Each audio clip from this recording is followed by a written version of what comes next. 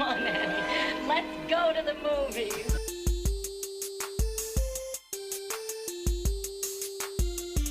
This is the Cinereelists, episode 503. My name is Kyle. And my name is Zach. And we're here to talk about movies, movie lists, and movie obsession for the next hour or so. Zach, welcome back. Thank you so much, Kyle. I missed last week. Yeah, we missed having you on for Dune. Yeah, well, I was not feeling well at all, so that was not happening. But this week you're feeling so well that you told James not to show up. Yeah, I was like, James, take the week off. Yeah. Well, when do I get some time off here? In like 300 episodes. Then So you can I need to start applying for PO. I need to earn my vacation time. Yeah. Oh man, okay. Yeah, for sure. Yeah, James, I think has family in town, and so he can't be on the episode tonight. So that means while the cat's away, the mice will play. We're the mice. Yeah, we're definitely the mice. Okay. Yeah. Which mouse are you? Of all the mice, the most famous mice. Oh, I'm definitely not Gus from Cinderella, but the other one. Jack? Jack, yeah. Okay. Or, oh no, I'll take Great Mouse Detective. Oh, that's a good choice. I want Yeah. to be Mighty Mouse. Mighty Mouse is a great choice. Thank you. I used to watch Mighty Mouse, but now I have no recollection of what that looked like. I can picture the actual character, but I don't remember him moving. Yeah, so if you were to watch a lot of the cartoons we watch as kids, you realize how cheap they were and how much minimal movement was involved in that animation. Are they like 6 frames a second kind of a deal?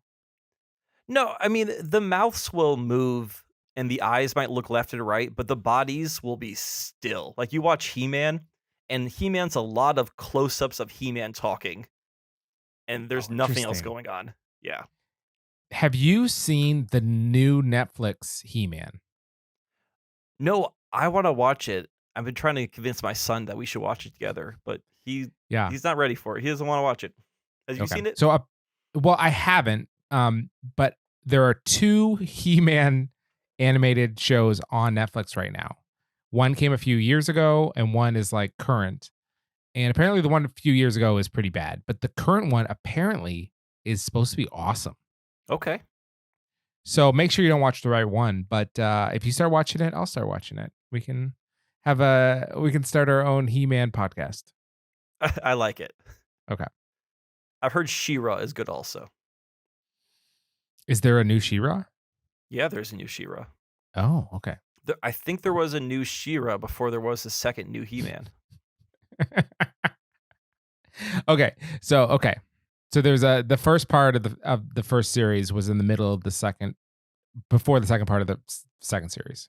Yeah, so we are in a 3-part He-Man universe, Masters of the universe, right? It's the MOUU. The MOUU. Who else is in the MOUU? Skeletor. Yeah, that's true.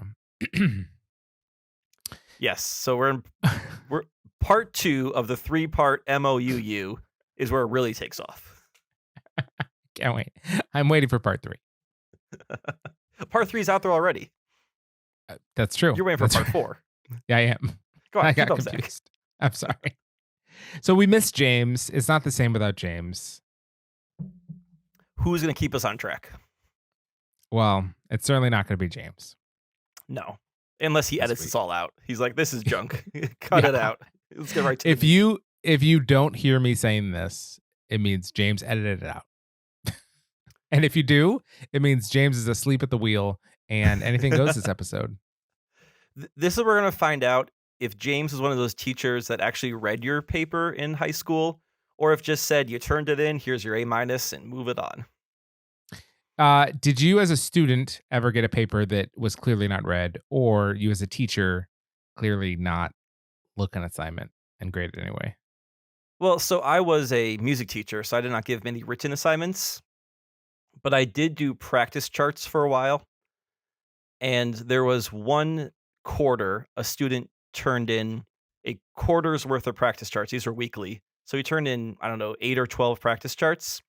that were all the photocopy of the same practice chart. Like he filled one out, No. his parents signed it, and then he Oh, photocopied it 8 more times and handed them all in. And that I was takes like, gumption. I'm like, ooh, that is your move, Mr. Peterson. And I gave him half credit because I figured he actually did some practice. okay. Yeah. So I'm like, whatever. That's amazing. I used to teach middle school, and an 8th grade essay is a very obvious thing to read. It's very clear what an 8th grade essay looks like. And so I had students hand in what must have been like a master's thesis. Like it was it was very high level. Absolutely not what an 8th grade paper looks like. And they defended it. They never admitted that they cheated.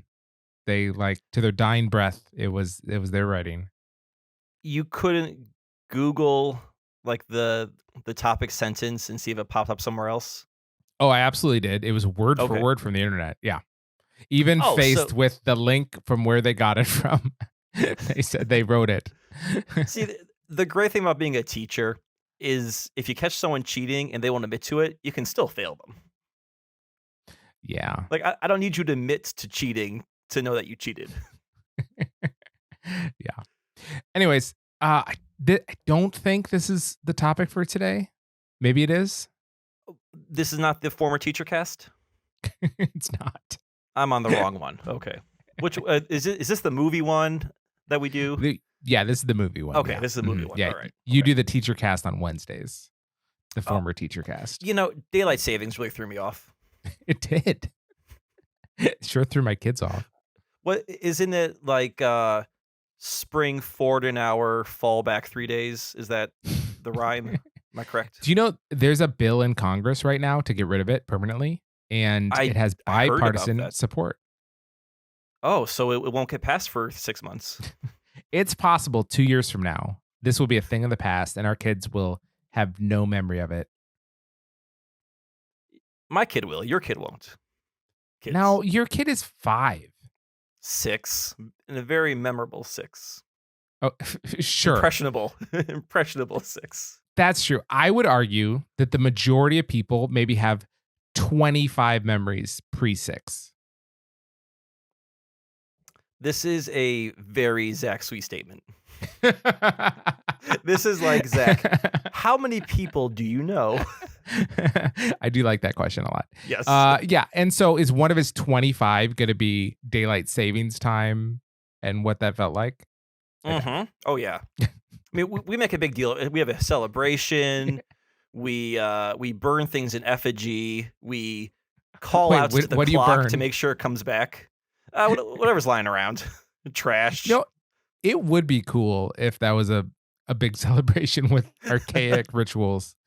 Someone said if it had any validity, we would do it at noon and it would be a big party instead of tossed at 3 a.m. Yeah. The only good thing I remember from daylight savings is being in college. The bars would be open extra hour. Because instead of closing at 2, then the clock would roll back. You're like, sweet, 1 more hour of party. Yeah, my wife works at night, and so for her, she has to work an extra hour. That's all that means for her. But she gets paid for that hour, correct? Yes. Okay. So Yeah. she has to work an extra hour she gets paid for. Correct. But does it probably throws off the shift though, because it would be like an 8-hour shift that's now a 9-hour shift. Yeah, a 12-hour shift that's now a 13-hour shift. Wow. All right. So this is part 1 of the shift cast. Is this daylight cast? Did we get off track again? Yeah. This Okay, is sorry. Okay. That's Friday's podcast. But this is Sunday. This is Cinereelists. Cinereelists. And guys, we're going to do our last 10 top 10 tonight. So excited. Love this. Very excited. Love when we do last 10 top 10. It's maybe our second most popular thing that we do on the show. What's the most popular? I think the most popular is whenever we do 10 movies that we want to talk about. I believe you are correct. We've only done it twice now, but such a positive response to that. We've only done it once. Well, you and James did a spoiler cast one time. That And was that fun. seemed kind of like, it wasn't as rigid as the 10 movies we want to talk about, but it was the same Sure. format of, here's movies I just want to talk about. I agree. You're right. And that was a fun episode too. Mhm. This episode, let's just spoil lots of movies. Bruce Willis, he dead. All In real right. life. Sorry, guys. Not in yes, in real life. You're breaking news right now. No, okay. So yeah, we're doing a last 10 top 10, but before that, listener email. Yeah, we got one this week. This is Yeah, we hot do. off the email presses. Yes. This is from, I mean, best friend of the show, Troy. He is a faithful last 10 top 10 sender-inner, and we want to thank you for writing, Troy. He said, guys, I loved the top 10 discussion of movies you want to talk about. Well, speak of the devil. This was such a great idea, and I look forward to hearing more. Here's my latest 10. He's got a good list here. His number 10 is A Man for All Seasons, which he gave a 1 star. And that movie's not super fun to watch, but I enjoyed it just for the topic. I will say his number 3 is Dr. Sleep, which is a movie you didn't like. I did not care for Dr. Sleep.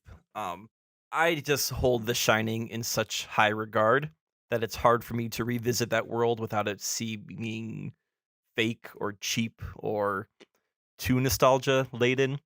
And it's also, there's some pretty rough treatment of kids scenes in that movie, which just didn't sit well with me.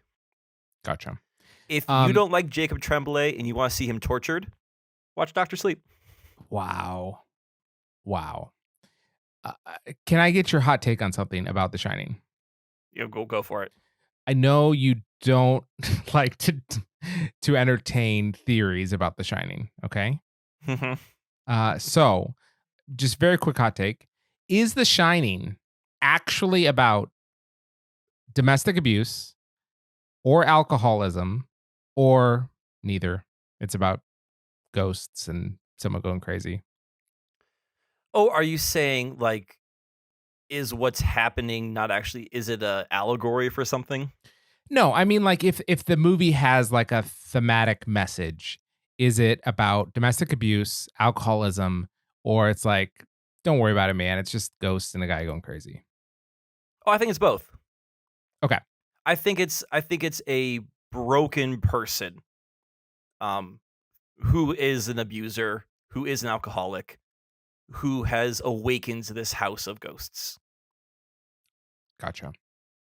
Did he wake it up by having alcohol again? Him being a broken, weak person. And this is more from the book. So Okay. like I'm taking a little bit of book knowledge and carrying it over. In the book, he's a weaker person in the book. Okay. But yes, I mean, even to the movie, like he was destined to be there, which we kind of see through the ending too. And so his presence is what awakens the house, and then the house uses him as a vehicle to cause mayhem. Okay. I gotcha. So he becomes the hotel. Oh, he becomes the hotel? I mean, not literally, but like the hotel's acting through him. He is the hotel's vessel. Okay. Troy's number 2, The Last Duel. He gave 4 stars. Have you seen this yet? No, I really want to. I haven't. I do. It's we were gonna go see it last weekend. It didn't work out, so I'll find the time. Yeah. And his number 1 is Spencer. 4 stars. He said, just watched this today and it was pretty great. Hopefully you guys will talk about it on the show. Do you know what movie this is? Yes. This Me is too. Okay. the Princess Diana movie with Kristen Stewart. Yep. Same director as Jackie with Anne Hathaway. Okay. And by Anne Hathaway, I mean definitely not Anne Hathaway. Yes. Natalie Portman. Yes. I don't know if those 2 actresses have ever been confused with each other. They're so different. They are, but they're both brunette. That is true. Absolutely. And I know that is the main way that you categorize women is Right. That's really the first thing is what's the hair? yeah. Jackie was impressive. Mm-hmm. Um wasn't necessarily like a fun watch. I don't ever need to watch it again. But it was cool seeing how well she impersonated Jackie Kennedy Onassis. Um it's hard to believe that Kristen Stewart is going to do the same with Princess Diana. Yeah, well, I'll be interested to see if she can envelop that character and convince me that she's Princess Diana. Sure. Yeah. Have you watched The Crown? I have. Is it worth checking out? I think so. It has a little bit of that like Downton Abbey, let's look at rich people in their huge mansions aspect to it. But it also, I think, dives a little bit deeper into like the psychology behind being the monarch and being the most important person in a country where you are more important than yourself, if that makes sense. Like the needs of the country come before the needs of you. Gotcha. What's your favorite season? Oh, the one previous to this one. I can't tell you the exact. The first season with Olivia Colman as the queen. She did a really good job. She's a superstar. Mm-hmm. She really is. All right, Troy, thank you for sending in your email. What do you say, Kyle? Should we get into this? I thought we had one more piece of business before we get into this. What's your business?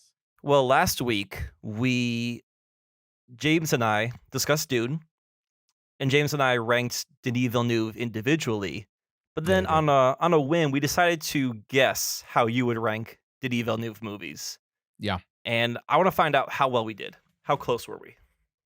Nice. Well, yeah, you did rank them. I remember you doing that. I wrote down the ranking, so I have what you ranked it, and I ranked Villeneuve movies myself. So we can do this comparison, but I'm going to make you wait for it because I watched Dune. I just wasn't able to talk about it on the show because I wasn't on the episode. But it is in my last 10 top 10, and so when Oh. I get there, let's do it. So that's our little tease for. We'll see. Maybe Dune's my number 10. Maybe it's my number 1. Who knows? We will find out. Yeah. People Can you want to explain? know. Can you explain to the good people at home what a last 10 top 10 is?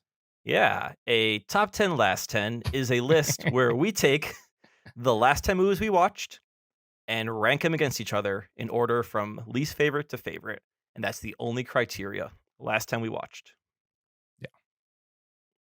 Well, let's do it. Do you want to start with your number I- 10? Would love to start with my number 10. Okay. My number 10 is a 2021 film, and this is one of 4 2021 films on my list. This is directed by Guy Ritchie, starring Jason Statham. It is called Wrath of Man. Hmm. I was excited for this movie because it is Guy Ritchie, Jason Statham, and I think overall they pair well together. Obviously, Statham was in early Ritchie movies from the 90s, and I was looking forward to seeing them team up again. And Wrath of Man was a disappointment that is below the talents of both the star and the director. The basic story is it opens with a armored car heist very similar to the one from Heat. Remember the Michael Mann movie has its own armored car heist at the very beginning? Right? yeah. Great opening scene. Great movie. Starts it off. So Wrath of Man starts with its own armored car heist, very similar. I'm like, okay, we're doing a little Heat there, but that's a good movie. I don't mind Guy Ritchie cribbing from this. And the heist goes wrong. We learn it goes off wrong, and then the movie skips forward 3 months. And out of the blue, Jason Statham shows up and applies to be a guard at this same armored car company. And he's kind of a mysterious character. We're not sure why he's there. Why does he want to be a guard at this company? And then you learn it has to do something with this heist that went wrong, and it kind of builds it out from there. This movie exists in a world where armored cars are constantly getting robbed.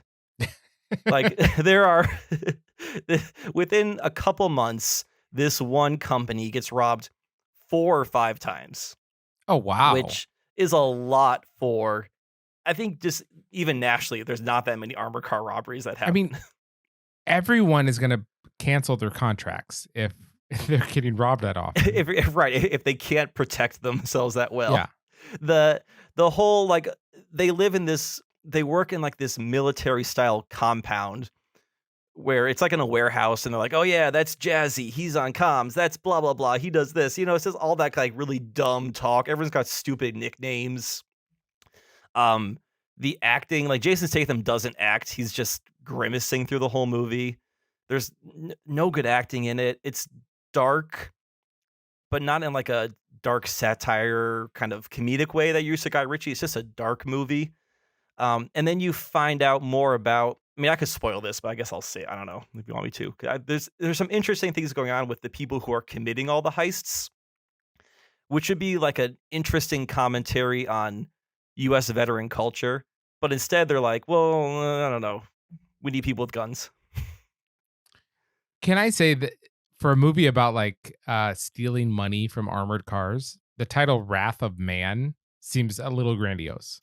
Well, yeah, it has to do more with why Statham is working for this company. So I guess there is twists and things to be spoiled, and I'm sure like people like this movie. It's got almost a 3.5 on Letterboxd, but I thought this movie was dumb. Okay. Cool.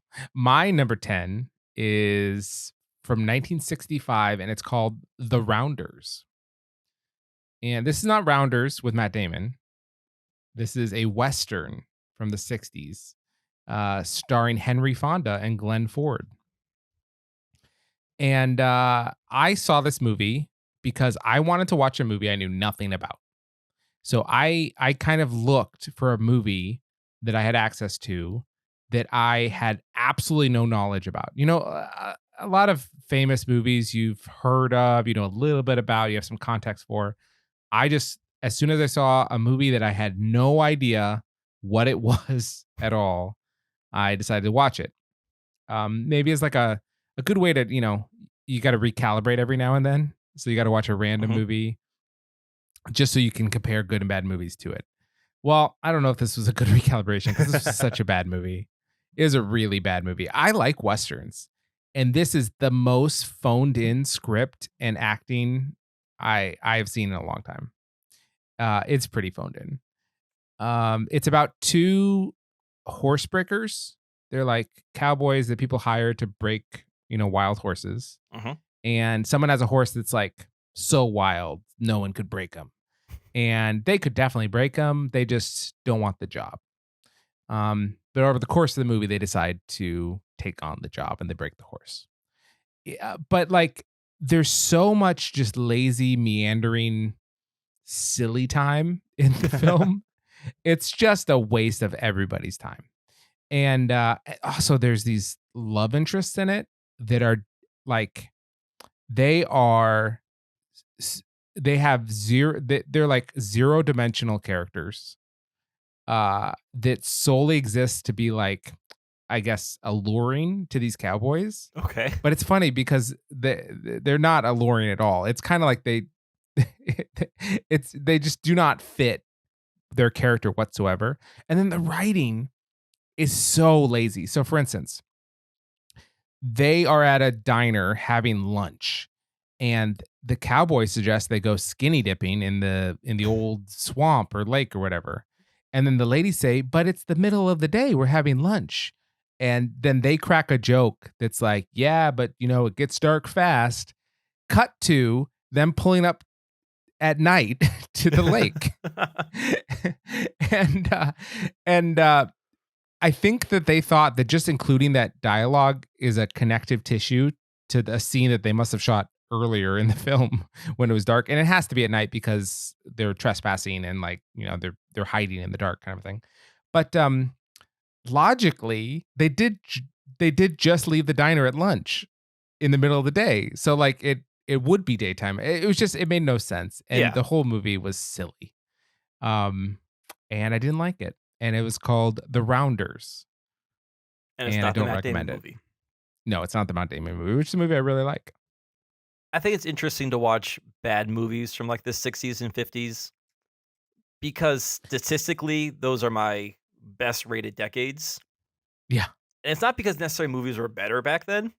It's just the only ones I watch from back then are the good ones. exactly. So, It's kind of fun to see like what fell through and we never think about again. right. Like there was tons of bad. I mean, we make more movies now overall anyway, but there were still bad Mhm. movies back then that people Yeah, have forgotten about and don't care. It's, and that's a Henry Fonda movie. yeah, like he's a name. Yeah, for sure. What's your number 9? My number 9 is a 1978 Bruce Lee movie, Game of Death. This movie is most famous for him wearing that yellow and black striped motorcycle suit. That's a cool suit. It's a cool suit in a not good movie. Now, right away, the year 1978 Bruce Lee movie should be a red flag because Bruce Lee died in 73, I'm pretty sure. Oh Maybe dear. 74, but definitely in the early 70s. I'm worried about what's coming. Yeah. Um, so he was working on a movie called The Game of Death before he died. And the studio, after, hiring studios and directors and all this machinations, a new movie was cut and reshot called Game of Death that uses some Bruce Lee footage, but also uses mostly non-Bruce Lee footage. And I want to say Bruce Lee's in this movie for maybe 11 minutes out of the, I don't even know what the runtime on this thing is. Yeah, 100 minutes. Bruce Lee is in 10% of this Bruce Lee movie. Gotcha. There is a plot. It's really not even worth explaining. Bruce Lee is kind of, when I say Bruce Lee, imagine I'm doing air quotes because it's not him in this movie. He's playing an actor, and the movie actually opens with his fight from Way of the Dragon with Chuck Norris. So they use another movie's Bruce Lee fight to open this movie with the credits. Wow. And then, like, after the credits roll, someone yells cut, and you see that they're filming that fight. And the Bruce Lee, again, air quotes character, he's basically getting, like, the mob wants him to sign a contract with them, and he doesn't want to work for the mob. So he has to fight them eventually. It's all this setup to eventually get to the actual good fights at the end. Obviously, Bruce Lee's not in this movie, even though someone's playing him. So they do some terrible ways of disguising it. Like the actor who's playing Bruce Lee is wearing a bad wig and giant sunglasses through the entire movie. Or at one point, he dresses up like an old man because he has to be in disguise to to evade capture. They sometimes use insert shots of the actual Bruce Lee reacting from other movies, which are clearly not from this movie. Like the background's different, the film grain is different. At one point, they need him to look in a mirror, so they take a literal cardboard cutout of Bruce Lee, tape it to the mirror, and then have the actor stand behind it with his shoulders lined up. It's egregious. Like that is a cardboard cutout. That's not the worst part. The worst part of this movie is the Bruce Lee character decides he has to fake his own death to evade the mob. So they use actual footage of Bruce Lee's funeral in this movie as the character's funeral, including footage of Bruce Lee's body in a casket. No. I'm not joking. Actual deceased Bruce Lee footage in this film. Oh, if you want to see Bruce Lee's body in a casket, watch Game of Death. Why did his estate not let this happen? I don't know if they didn't have control of it, who owns this footage, who owned the rights to it. It's pretty bad. It's amazing that this movie or that this outfit is so well known because this is not a good movie. The good part of the movie is when Bruce Lee's actually in it. At the very end, he has to enter a building and he has to like fight different people on a level. It's like a video game where he gets on level 1, has to fight someone, gets to level 2, fights someone, works his way up. And his big fight is against Kareem Abdul-Jabbar. the basketball player who studied with Bruce Lee, who is, if you've ever seen him, he's incredibly tall and he's got incredibly long limbs. And to watch Kareem Abdul-Jabbar fight short Bruce Lee is a sight to behold. It's like watching an ant fight a praying mantis is the best way to describe it. But it's so good. So I would say, unless you're a Bruce Lee completionist, just go to YouTube and Google Bruce Lee Kareem Abdul-Jabbar fight, because the rest of this movie is not worth watching whatsoever. Wow, it's funny to me that this is not your number 10. The only reason it's not number 10 is because the actual Bruce Lee stuff is good. There is a good movie within this crap, but the other 90% of it, bad. That's interesting. Okay. Okay, my number 9 is from a year later after my number 10. It's from 1966, and it's called The Trouble with Angels.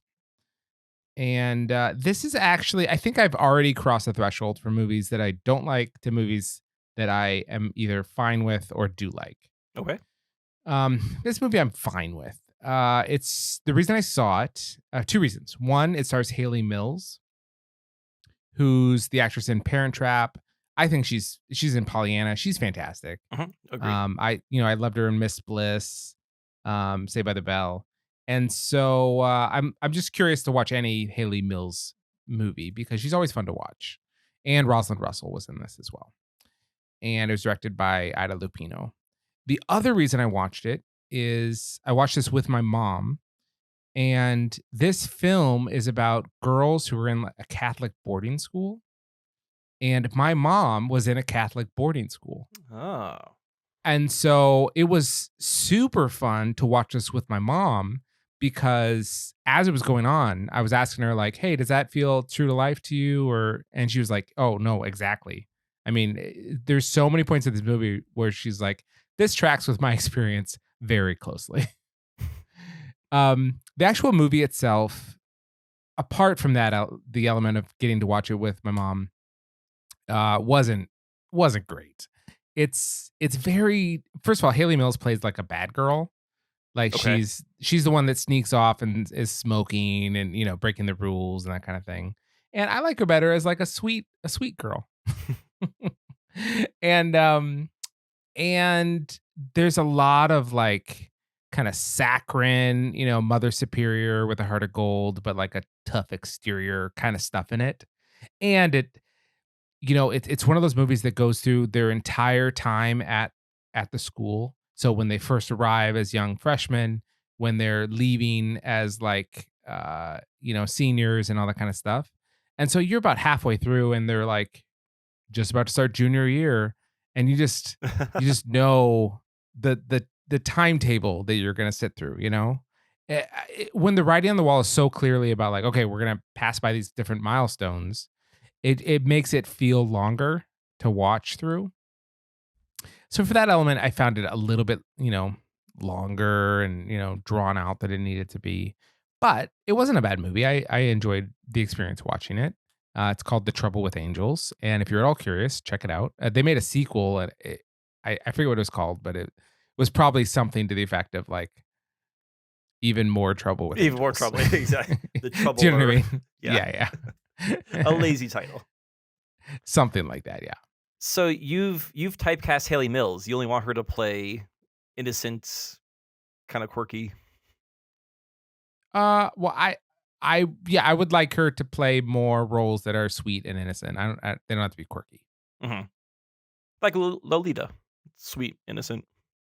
She got offered the role of Lolita in true, Kubrick's Lolita, yes. And she wanted to take it, but she was on contract with Disney and wasn't allowed to. Oh, I'm pretty sure Walt Disney himself was like, "You are not. Yeah, you are the face of Disney right now. You are not." Oh yeah, for sure. Yeah. So, what could have been? My number 8 is another 2021 film. This is Lamb. This is an Icelandic film directed by, I'm going to butcher this, Valdemar Johansson. That wasn't so bad.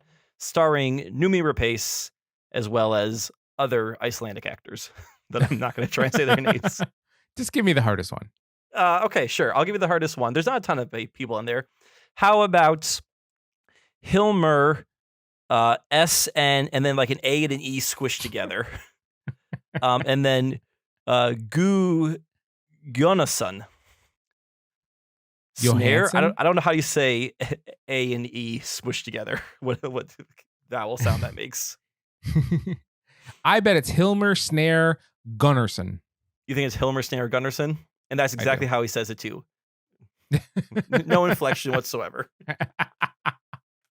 I bet it's Hilmer Snare Gunnarsson. Right. Hilmer Snare Gunnarsson. He's Scottish.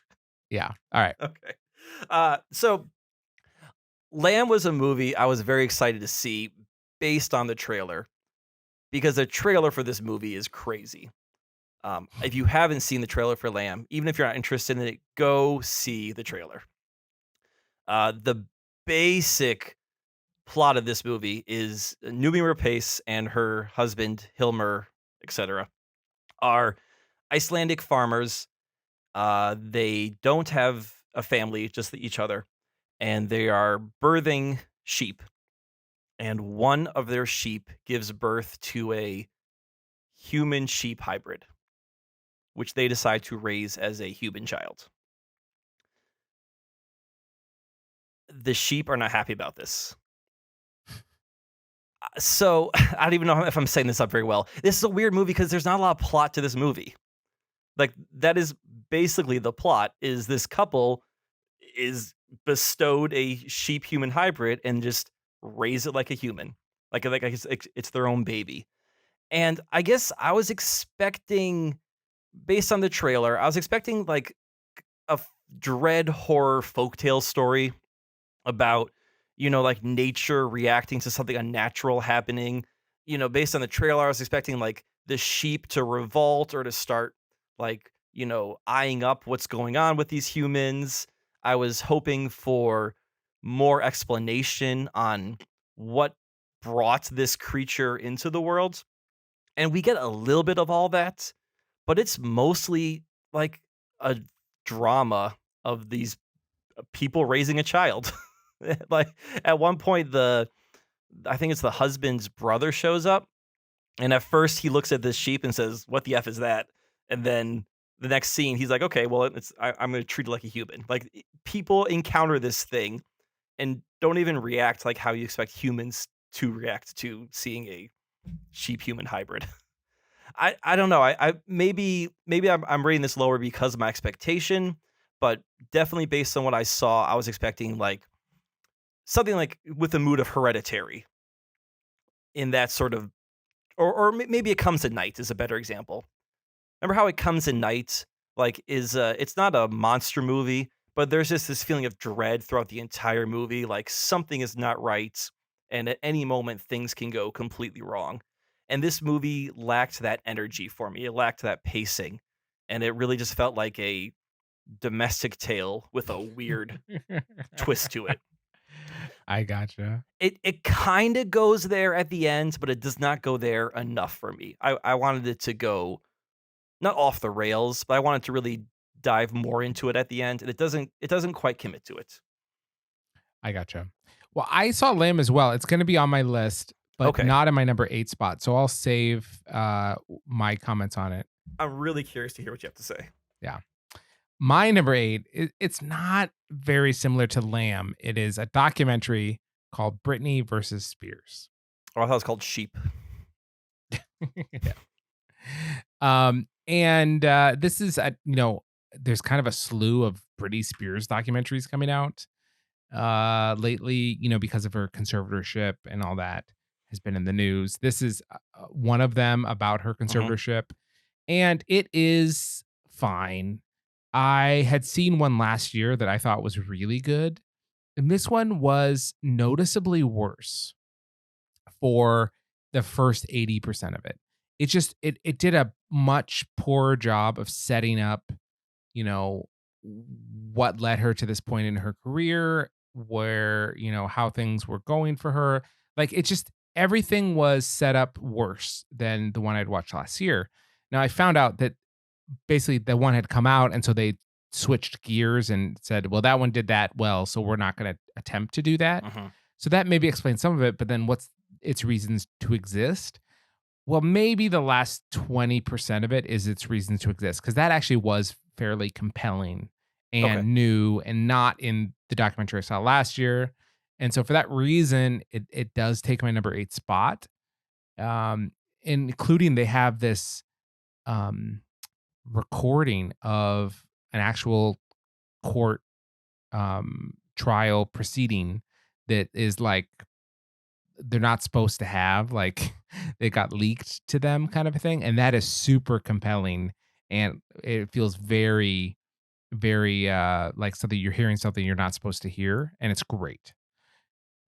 But the rest of the documentary was a little disposable for me. So yeah, Britney versus Spears, my number 8. Does does this whole free Britney conservative focus feel somewhat exploitative to you? No. Okay. Like, I guess for me, there's a lot of outside looking in, but we're not hearing a lot from her or people who are actually close to the situation. It seems like a lot more of maybe conjecture or like, this is probably what led to this point in her career. But I guess I don't know if I don't know if she is wants to comment on it or even cares about it, but or she obviously cares, but if she wants to get that involved in it, but there's so much focus on Britney Spears and her conservatorship, which I think is good. Like we obviously the conservatorship issue is a big one, but it feels like it's also kind of the story of the moment too, with multiple documentaries coming out and a lot of I people trying to figure out from the outside what's going on. I do feel like the slew of documentaries is exploiting the situation to like, hey, we're gonna have a movie and sell it on Netflix. Mhm. I think that is definitely there. The documentary I watched last year certainly has people very close to her, Is that like the New York commenting Times on it. one? Yeah, Framing Britney? framing Britney. Okay, yeah, that one I saw. Yeah, yeah. That one has like her childhood best friend handler and stuff like that. Like, there's a lot of that. And if you want to hear from Britney herself about the issue, watch the last 20% of Britney versus Spears. Ah, there we go. Yeah. But I get what you're saying. There's something a little bit crass about a bunch of people jumping on the story and trying to tell it. Mhm. Um, that doesn't mean that the story's not worth exposing. So No, it's a compelling story, yeah, but a lot of people are trying to tell that story right now. totally. That's my number 8. All right, my number 7 is another 2021 film. This is going to be a future forgotten film of 2021, The Tomorrow War. Oh, I Uh, liked the Tomorrow War. well, so I like this too. That's why it's at number 7. Yeah, Yeah. I'm definitely in the part where I enjoyed these movies. I think Lamb was the one where I was like, I like parts of it, but there's other things that I'm not quite enjoying here. Tomorrow War, I enjoyed. A 3-star enjoy. Like, Okay. this is a perfect movie to kill 2 hours if you stream something. Um, this movie stars Chris Pratt as well as Ivan Strahovski, J.K. Simmons, and other names you might recognize. The basic plot of this movie is um, in the year 2051. Yeah, in the year 2051. So in the future, the human race is fighting a war against aliens and they are losing. So then they send time travelers back to 2021 to conscript humans to travel back to 2051 to fight the war of the future. They Hence the need Tomorrow more War. they need more bodies. Correct, right? They're running out of actual humans to fight these aliens.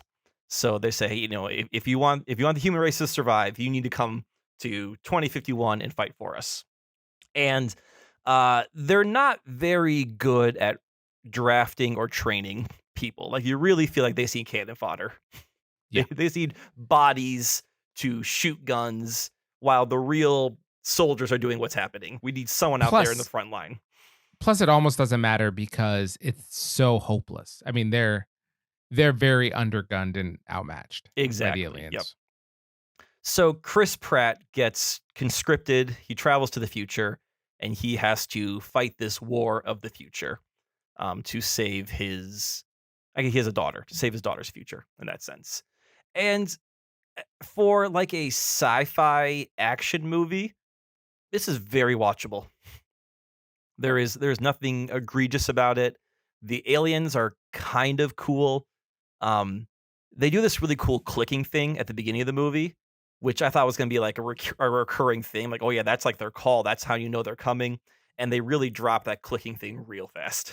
It happened in one scene.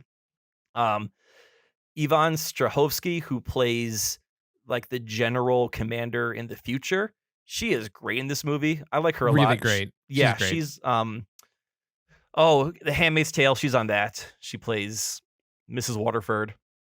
She was on a couple seasons of Dexter. Is she from the Canyon? Have you seen the Canyon? I have not seen The Canyon. Canyon's great. I think she's from the Canyon, but I'm saying it so yeah, she's from the Canyon. Okay. Canyon's great. Movie or TV show? Movie, she's on a hike and then gets turned around and is lost in the desert. Oh, okay. I would see that because I think she's a really good actor. And she is acting circles around everyone in this movie for sure. But yeah, there's definitely more to it. There's twists and explanations, and it's worth checking out if you want like a completely watchable and forgettable sci-fi action movie. I think I enjoyed this movie more than you did. I would describe it as if you watched Edge of Tomorrow and you're like, whoa, what is this movie? This movie is way better than it should be. I think this is just one small notch below that experience. I think it's like, oh, I've never heard of this, and this is great, you know? Yeah, I think Tomorrow War is what Edge of Tomorrow. That's confusing. We'll call Live Die Repeat. I think Tomorrow War is what people expected Live Die Repeat to be when they went to go see it, and they got something much better. I gotcha. To me, that's Oblivion. Oh, I've never seen Oblivion, so I don't have the gauge. But. Yeah, the thing is, mediocre, I think, is below this. You know what I mean? And so when all of a sudden you got hit with Live Die Repeat, and you're like, whoa, no one's talking about this awesome movie. Mm-hmm. I think with Tomorrow War, it's like, whoa, no one's talking about this pretty good movie.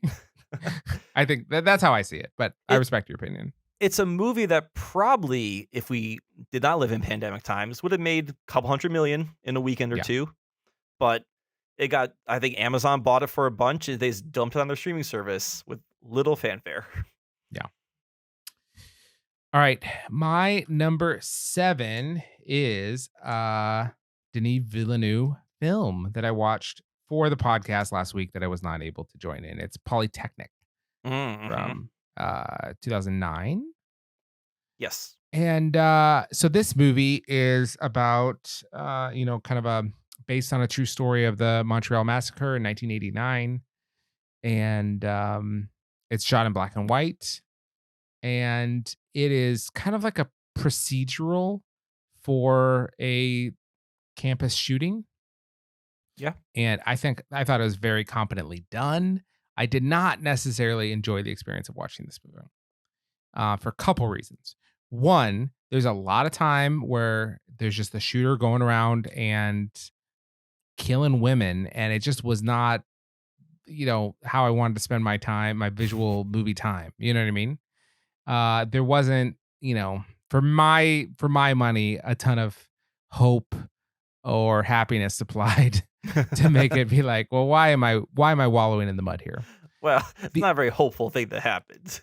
It's hard to find the happiness in this situation. That's true. But like, why tell this story without just give me a little bit something more to like, I don't know, bring a flower out of the concrete, The other thing is we are presented with the point of view of the killer very prominently in the first half of the film. And it just feels a little strange to get his kind of unbiased POV, Not unbiased, but like just to get his unchallenged POV. Unchallenged is a great word for it. Absolutely. It's if you knew this movie was made by someone who liked the guy, it might not be any different. Like it just I mean, in the first half, we just kind of watch him, and we put on our own judgments on him. The film is certainly not doing that, at least in the first half. Besides, his actions, like, we see as reprehensible, but his what led up to it is more just kind of matter of fact. And maybe a similar way the United 93 did it. It Mhm. just United 93 felt I don't know, less icky to me in a way. That being said, this movie's, I think, really well done and shot, and um it's a good version in this genre, like Elephant and those kind of films. the, the So I the can't genre of school massacres. yeah, so I It's can't yeah, fault it's it, tough. but I can't say I loved watching this movie. So, I put it at 7. I'm comfortable with 7. I completely get that. It is very uncomfortable to watch for that first half because you're watching a school shooting happen almost documentary style, right? Like I said, it's pretty matter of fact. Yeah. Like you, I do think that Denis Villeneuve has enough faith in the audience where he doesn't need to say what is going on is wrong or this guy's point of view is wrong. Like, obviously, there are people who unfortunately agree with him, but I would imagine that the vast majority of people who see Polytechnic are going to view this as this is wrong and this guy has a very disturbed worldview, which is leading to this violence. Where the movie then, I want to say redeemed itself, but then accelerate or kind of rose above is when it started focusing on the victims and especially the female victim whose name I can't remember. And you kind of see her trial of how can she survive the situation and like the trauma that she's dealing with. And I think that's when the movie got even better. Like it first gave you a very traumatic situation, which was very hard to watch, and I could see people turning it off. I think you texted me as you're watching, and you're like, "Is this just 90 minutes of a school shooting?" And I was like, "Hold, hang in there." And then the movie thankfully gives you other point of views to not give you hope necessarily, but to at least say, like, we're not going to just focus on the shooter this whole movie. We're going to try and tell other people's stories too. Yeah, I get that, and I don't need movies to say, like, "That's the bad guy, don't like him." So, it's that. Yeah, I'm not opposed to your line of thinking. It's just, if I'm gonna spend time with a movie, it's more fun to spend time with more fun movies that but I've also really enjoyed movies that are not fun to watch. So it's just however it strikes you in the moment. It's a hard movie to watch, and right, you never know what mood you're in. I think so much of just like, what's my mood when I watch this movie can affect It your feeling it's the whatsoever. experience. Yep. For sure, yeah. And I watched it on a cell phone while biking. So What? I'm just joking. I'm joking. I'm joking. I'm Okay. joking. Were you delivering newspapers at the same time? Yeah, I was. Yeah. Someday I'll tell that story. You probably Could told it be. before anyway. Yeah, I don't know. All right. Number 6. My number 6 is I guess this is a cult classic from 1984 called Repo Man. This is starring Harry Dean Stanton as well as Emilio Estevez. And this is a strange movie, but kind of fun in its strangeness. Emilio Okay. Estevez plays kind of a burnout. I think he's just out of high school, like 19 or something like that. And he can't hold down a job, nothing. His life isn't going very well. So he eventually gets a job working for Harry Dean Stanton at a repo company, like repossessing cars. And it clicks for him. He likes the atmosphere. He likes driving around. I think it takes place in LA. Driving around LA, trying to find cars, meeting weird people. Harry Dean Stanton the whole time is kind of spewing his own worldview and life lessons to him. So he's kind of learning from this guy. At the same time, there is this mysterious Chevy driving around with something in the trunk that I think the CIA is trying to find. And the repo companies get wind that, hey, there's this mysterious Chevy out there. There's a bounty on it. It's got something weird in the trunk. Go find this car. So everyone's kind of trying to hunt for this strange car that every time we visit it, weird things happen. Like there's a guy driving, he's sweating, people encounter it, weird things happen to them. And the movie kind of concludes in this trippy, low budget 80s alien sci-fi ending, to say the least. It's a strange movie. Because it's almost two movies at once. Like you're kind of following this Chevy driving around with something mysterious in the trunk, and at the same time, you're following around Emilio Estevez and Harry Dean Stanton as they're just repossessing everyday cars. And in the third act, the two stories finally intersect with, people in like weird silver space suits and all this strangeness. But I can see why this is a cult movie because it goes for this odd ending and kind of has these cheap but classic 80s looking effects. I could see why like this would be a midnight movie that people would want to watch over and over again. So as a curiosity, it was a lot of fun. I'm not going to watch it again or think much more about it, but I'm glad I got to check it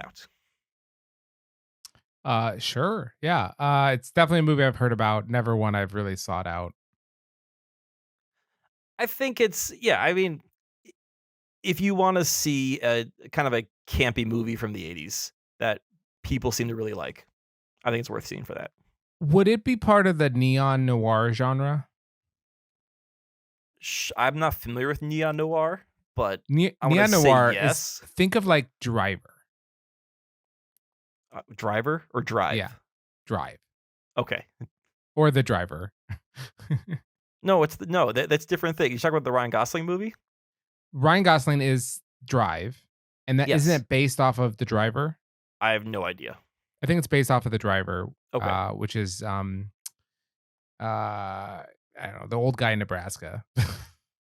Oh, Laura Dern's father. Yeah. Yeah. I had Bruce Dern. Bruce Dern. I had Fred Durst in my head, but that was wrong.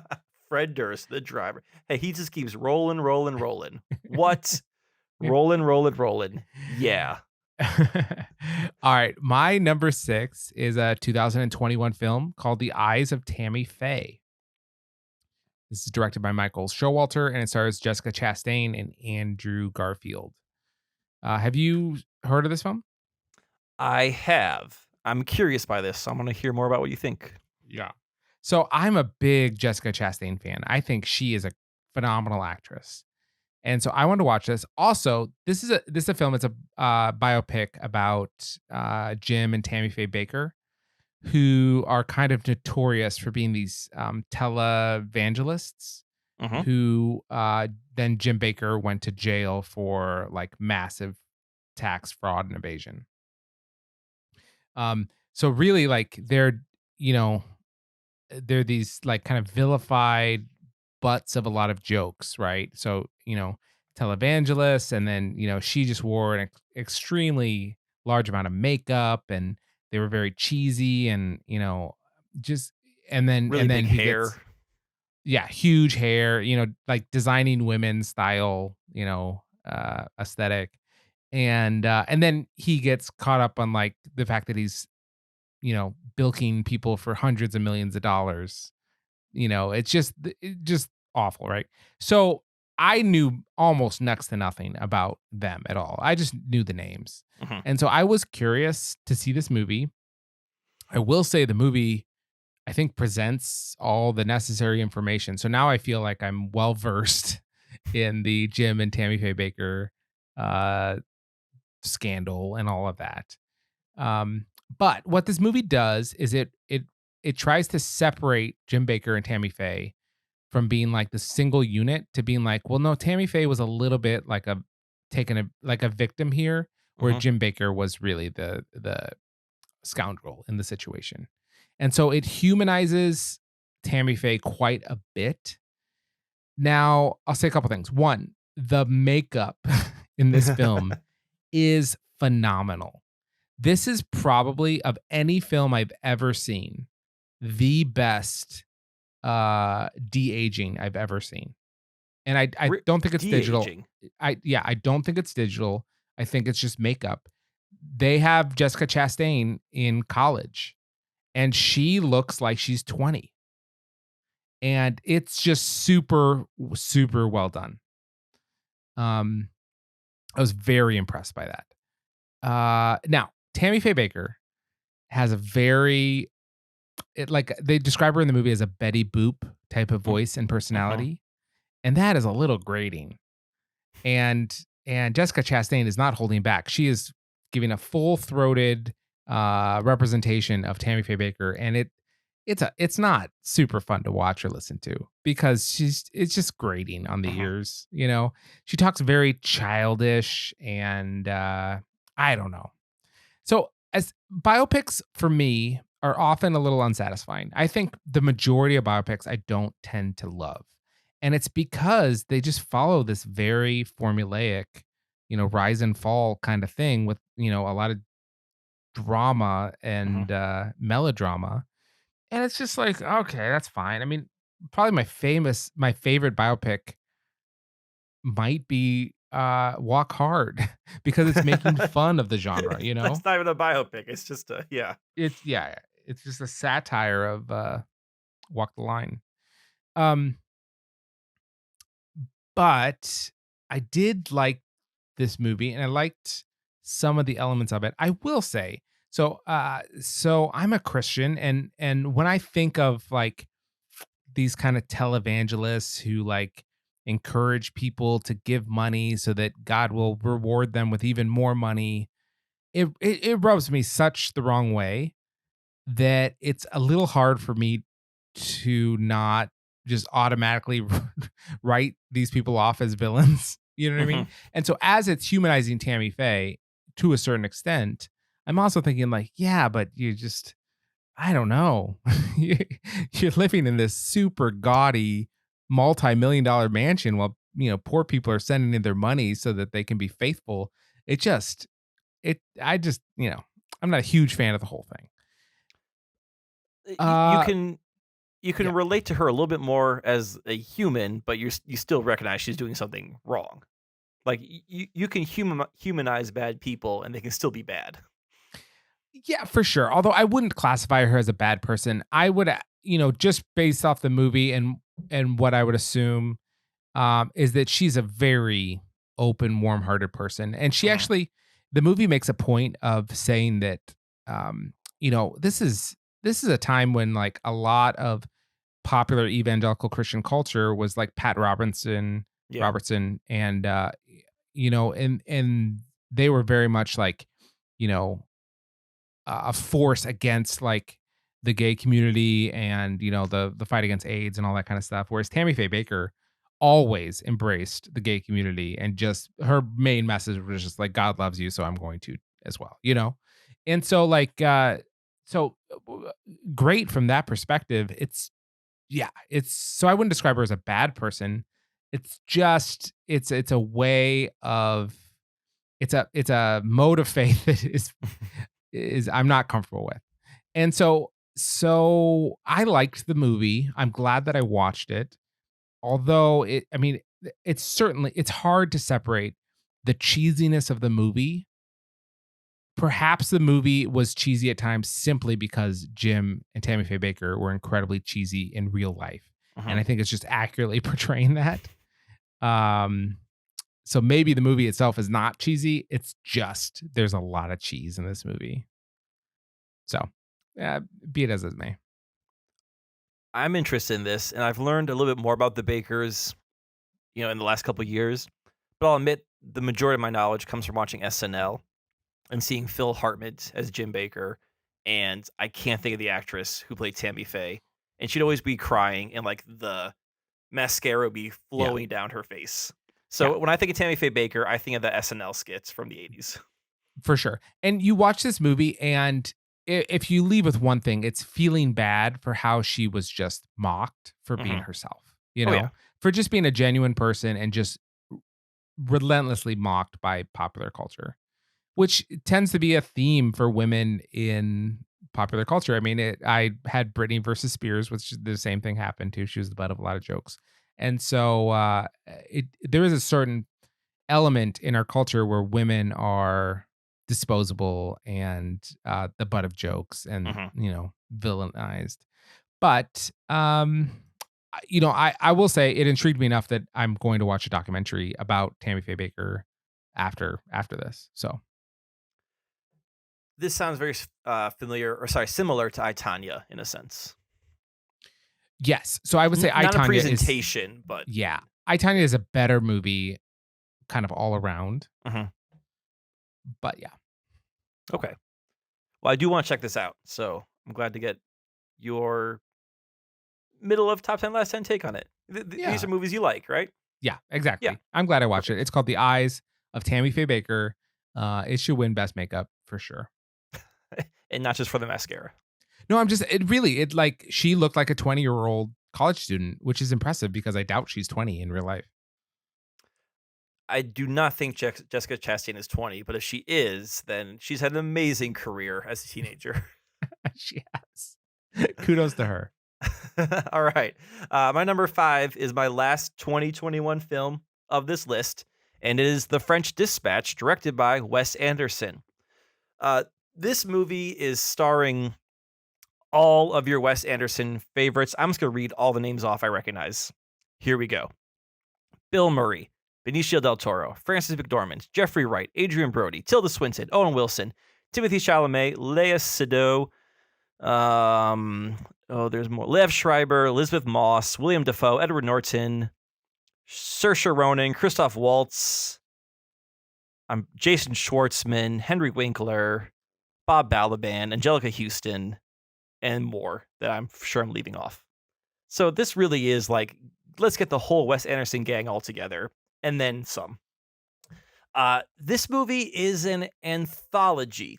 It's about this fake periodical, similar. It's kind of based on the New Yorker, called The French Dispatch, and they're highlighting 3 of their most well-known articles in the movie. So you're getting vignettes almost, and each vignette is the writer telling the story of their article, if that makes sense. And they're in different presentations. Tilda Swinton is presenting her article in like, it's not in a TED Talk because it's pre-TED Talk, but it's like in a presentation to a stage. Frances McDormand is, I can't remember her framing. She might be like writing a memoir about it or something. And then Jeffrey Wright is telling his article through like a Dick Cavett style show where he's being interviewed about it. So already, like, this is a Wes Anderson, you know how he does the movie within the movie within the movie kind of thing. That's what this is happening. Like, you have the framing and then the story, and then within the story they have asides. So like, this movie can go 6 or 7 levels deep sometimes, where you're like, wait, what exactly are we following right now within this story? Whose story of this story are we following? This movie is, I mean, it's the most Wes Anderson-y thing I've ever seen, which is a good or a bad thing, depending how you feel on Wes Anderson.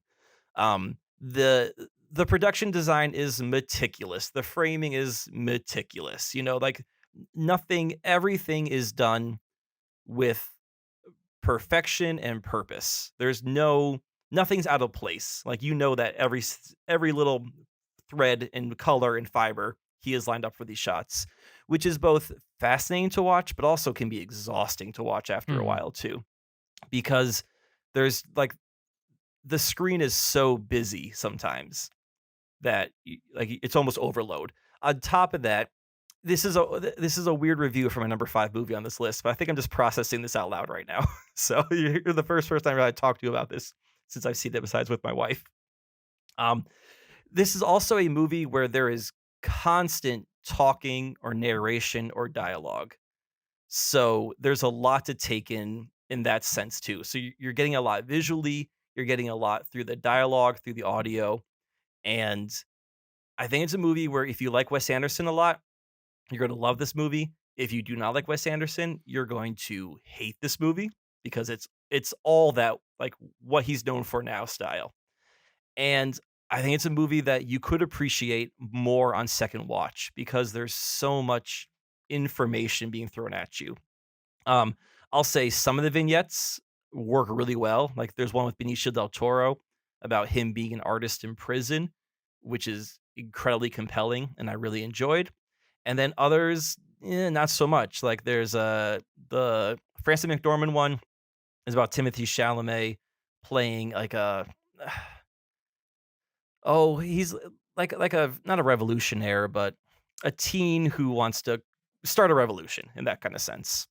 And that one kind of folds in on itself so many times that I sort of lost interest in it. I will say that Jeffrey Wright is doing sort of I don't want to say an impression. He's doing an homage to James Baldwin in this movie, and that was incredible. Like Jeffrey Wright is an amazing actor, and to see him do an homage to James Baldwin was awesome. So I think there's a lot to like about this movie for me, but there's also a lot that I found trying. And because it's an anthology, it just kind of ends. Like you have this overarching plots to it, but you're not telling so much of the story as you're telling these three individual stories and then movie over. So maybe this is lower than number 5. I don't know. that wasn't a very positive review, but I'm working out through it all. There's certainly Wes Anderson movies that I enjoy, but I think a complaint I have about some of the ones I don't is they feel, for all of the pageantry and, craft Mhm. that goes into them, they feel soulless to me. And so my question for you is, this movie, does it have a soul? Oh, man. I mean, I would say gut reaction is no. Just because I was sitting in the theater and I was thinking, this is all interesting, but am I enjoying this? So I think if I'm not enjoying it overall, I would say no, this movie lacks a soul. Okay. Versus sitting there in like, I was sitting there looking for things I liked, if that makes sense, Sure. instead of just being immersed in the whole situation. Yeah. Okay. So yeah, I don't know. Maybe this should not be number 5. Maybe this should be lower. But heck, here's where it is. Heck. Okay. My number 5 is a 2020 film called 9 Days. And this is a writer director's debut film. It's Edson Oda. It stars Winston Duke. He was the dad from Us. Oh, if you want to get crazy, we could get crazy. Yeah. I love that. I can't do it. That's a great line reading, though. Yeah. Otherwise, the cast is like a bunch of people that you haven't heard of, which I really really enjoyed. Then maybe the one character that you have heard of is played by Tony Hale. Okay. So this film I saw, and here's what it is. This is the premise. A man in a house has 5 people show up to his house, and his job is to interview them and decide which of them gets to become born. So they are 5 like potential souls that he has 9 days with them to decide which of them gets to fill this slot, because he monitors 10 lives on these TV screens, and one of the 10 just died, and so he has a new slot for someone to go to Earth and be a living person, and so he interviews these 5 people for 9 days to decide. And I was so attracted to this premise because I love films that have it's a very small contained story with very like definite rules as far as like fantasy sci-fi, and it's just very clear what the rules are. This man, his job in this kind of spiritual nether world is to monitor lives, and if there's an empty slot, to pick the next person. He's got a friend that comes over every day, and his job is to kind of confirm the pick and say like, yep, you chose the right person, kind of a thing.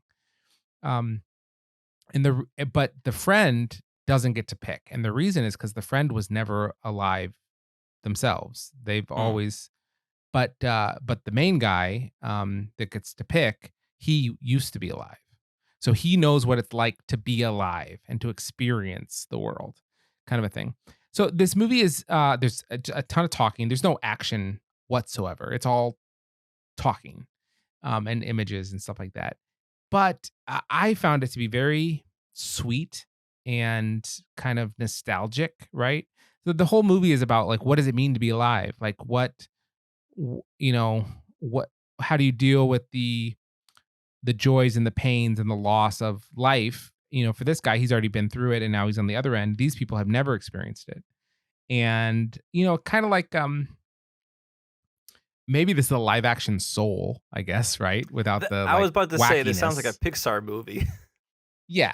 Without the wackiness of the guy who is alive and then he accidentally gets to the pre-world. This is all Mhm. just, straight and narrow. um, but and it's um it could teeter on schmaltziness. There's these people get to watch some real lives and he'll ask them questions about it like what did you enjoy, what did you like about what you saw, and someone's favorite thing that they saw was I really liked it when that person um stood on the beach, you know? And then when he doesn't pick them, he's like, you're not going to be the person. They basically dematerialize and disappear from existence, right? Oh, But he's like, I want to give them a good out. And so he like sets up a fake beach, with a projector screen and he projects the ocean. And so they get to stand on the beach looking out into the ocean as they like dematerialize. So wow. it could be schmaltzy, but it's Mhm. not. It gives a sense of like nostalgia for being alive, if that's a thing. Um it has nothing to say like theologically. It's not interested in that. It's basically saying if this was the world, now let's talk about what it means to be alive. Mhm. It's not trying to say anything there. But I enjoyed it, and what I loved the best was a movie like this where it's just talking, it's kind of dealing with these super meta themes, like life, the universe, and everything. How do you end a movie like that, right? Mhm. This movie sticks the landing for me personally. Really? I loved how it ended. That's a good sign. Loved how it ended. And I will say it's an enigmatic ending. It's not and then all 7 of them got to go to Earth and they formed a band. It's definitely not that. Is that Um okay, tell me a movie where that has been the ending ever. Bill and Ted's Excellent Adventure. or yeah. They literally form a band out of people that have died. That's very Okay, so true. I'll give it to you. um, but for me, the emotional satisfaction of the end was great. So, yeah, this movie is a small, simple, quiet, slow, little rated R. I have no idea why it's rated R. Probably had 3 F words instead of 2. I don't know. Mhm, yeah. Um, but yeah, it's called 9 Days, and I liked it. Oh, it has Bill Sarsgaard, Oh, and was he Pennywise or was he in Big Little Lies? I don't know which Skarsgård brother is which. and Benedict Wong is in it. He's Pennywise. He's Pennywise the Clown, okay.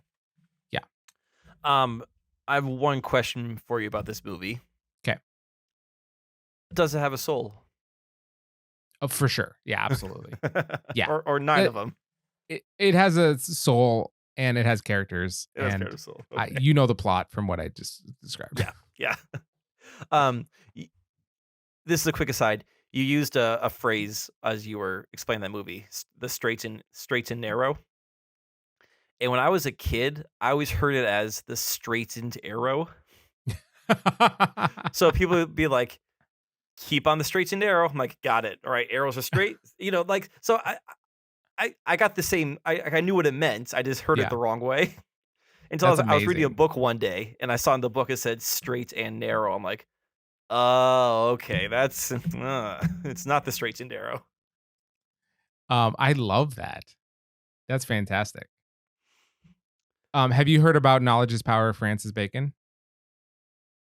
What? No. Say those words again. Knowledge is Power, Francis Okay. Bacon. No, So I do not know that one. there's a guy on the internet. He wrote a story about this.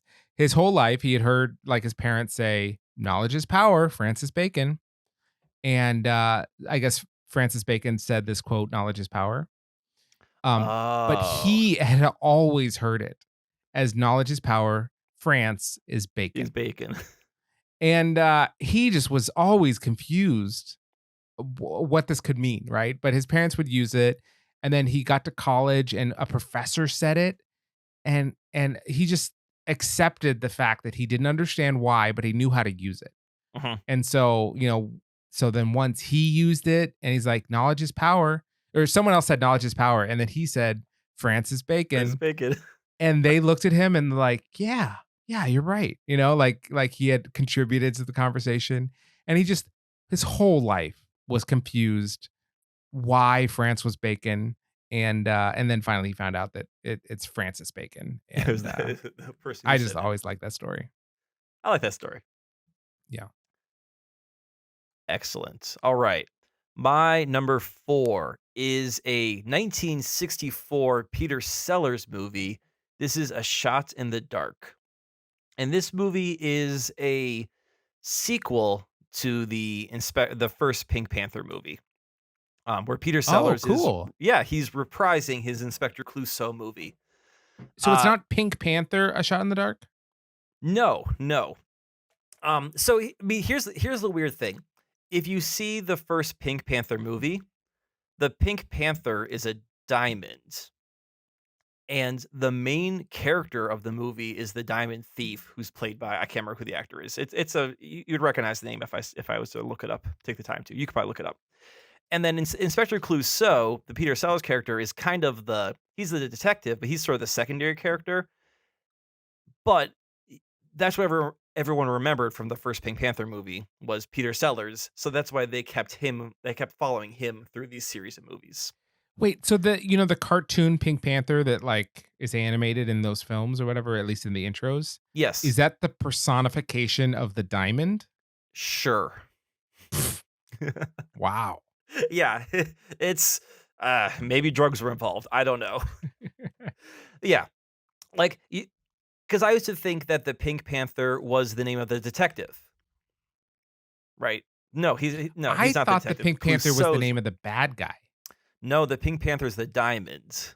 Okay, Look up the first Pink Panther movie. Tell me for who sure. the main actor is. He's like the super British mustache guy. Correct. I'm still trying to look it up, but yeah, Okay, you'll find. Anyway, I can so picture him you know exactly. exactly what I'm talking about. When you find it, let me know. David Niven. That told you. Very British guy. Yes. All right. So anyway, this is an Agatha Christie style murder mystery where it's a murder happens in a mansion and everyone's a suspect because there's the owner, the wife, the maids, the cook, the upstairs people, the downstairs people, right? They're all suspects. And Inspector Clouseau, the bumbling detective played by Peter Sellers, is brought in to investigate this murder. And the most obvious person who's the murderer is the maid because she's found in the room with the weapon. And Inspector Clouseau is convinced that she's not the murderer. She says she isn't, and he needs to prove that she's innocent. But murders keep happening throughout the movie, and she is always there. And so he's like, "How do I prove this person's innocent if she keeps showing up at the murder scene itself?" Um, Peter Sellers also plays Clouseau as, like I said, a bumbling detective with lots of physical comedy. So there's lots of pratfalls, lots of bumping into things, lots of wordplay. Um, so if you kind of like that broad style of comedy, which I do enjoy when it's done very well, it's worth checking out. If you don't like, someone falling into a river as being funny, or someone walking through a nudist colony trying to hide themselves behind bushes and beach chairs, if you don't find that very funny, skip this movie. But if you like that kind of broad, very well executed, almost, I would say that Peter Sellers has an almost who's a Buster Keaton style face, where just how he reacts to things around him is funny in itself. It's also fun to watch a satire of a Poirot story where you have the detective trying to investigate the mansion murder. He tries to get everyone together at the very end for the big reveal, but obviously things don't go as expected. So it's a movie that it kind of grew on me. Like as I got more into into the vibe of the comedy and the reoccurring jokes. I started actually laughing out loud. Um, I'm also a fan of Agatha Christie and Poirot, so to see that satired on screen was pretty fun too. Sure. Well, that's cool. I wasn't aware of this movie, but I believe I've seen the Pink Panther as a kid, and I Mhm. liked it at the time. I would love to revisit it. It has so there is an opening credits cartoon that is not does not feature the Pink Panther, but is still Oh, pretty interesting. darn good and still has Henry Mancini music, just not the Pink Panther music. This Okay. seems like this was a story, and they said, "Well, let's put Inspector Clouseau into this movie and make it Okay. within the Pink Panther universe." Nice. Cool. Okay, my number 4 is from 1997. It's Romy and Michelle's high school reunion. Oh, this is a favorite of the Sale family. Yeah. Yeah, exactly. And that's why I watched it. I had never seen it before. It's a movie that I was aware of when it came out, and I kind of wanted to see it then, and I just, didn't have the opportunity. It's always been a movie in my head that I was like, "Oh, I should check that out one day." And I just had a great excuse when we got a listener email last week, and so, I decided to seek it out, and I finally watched Romeo and Michelle's high school reunion, and it's my number 4. I liked it. I actually enjoyed it quite a bit. Um, it I don't even feel like it's that dated. I don't think it's dated is not the right word for it, because I think at the time it came out, the 2 main characters stood out, Mhm. and that's the point of it, right? So, because of that, I think it helps it not feel dated a little bit, although maybe some of the comedy is dated. I mean, these women talk about trying to lose weight constantly, and it's like, Mira Sorvino and Lisa And Kudrow, yeah, like, yeah. they absolutely do not need to lose weight, but they talk about it so much in such a late '90s way that's like, Mhm. well, of course they need to lose weight, every woman's trying to lose weight all the time, kind of a thing. So it dated in that way.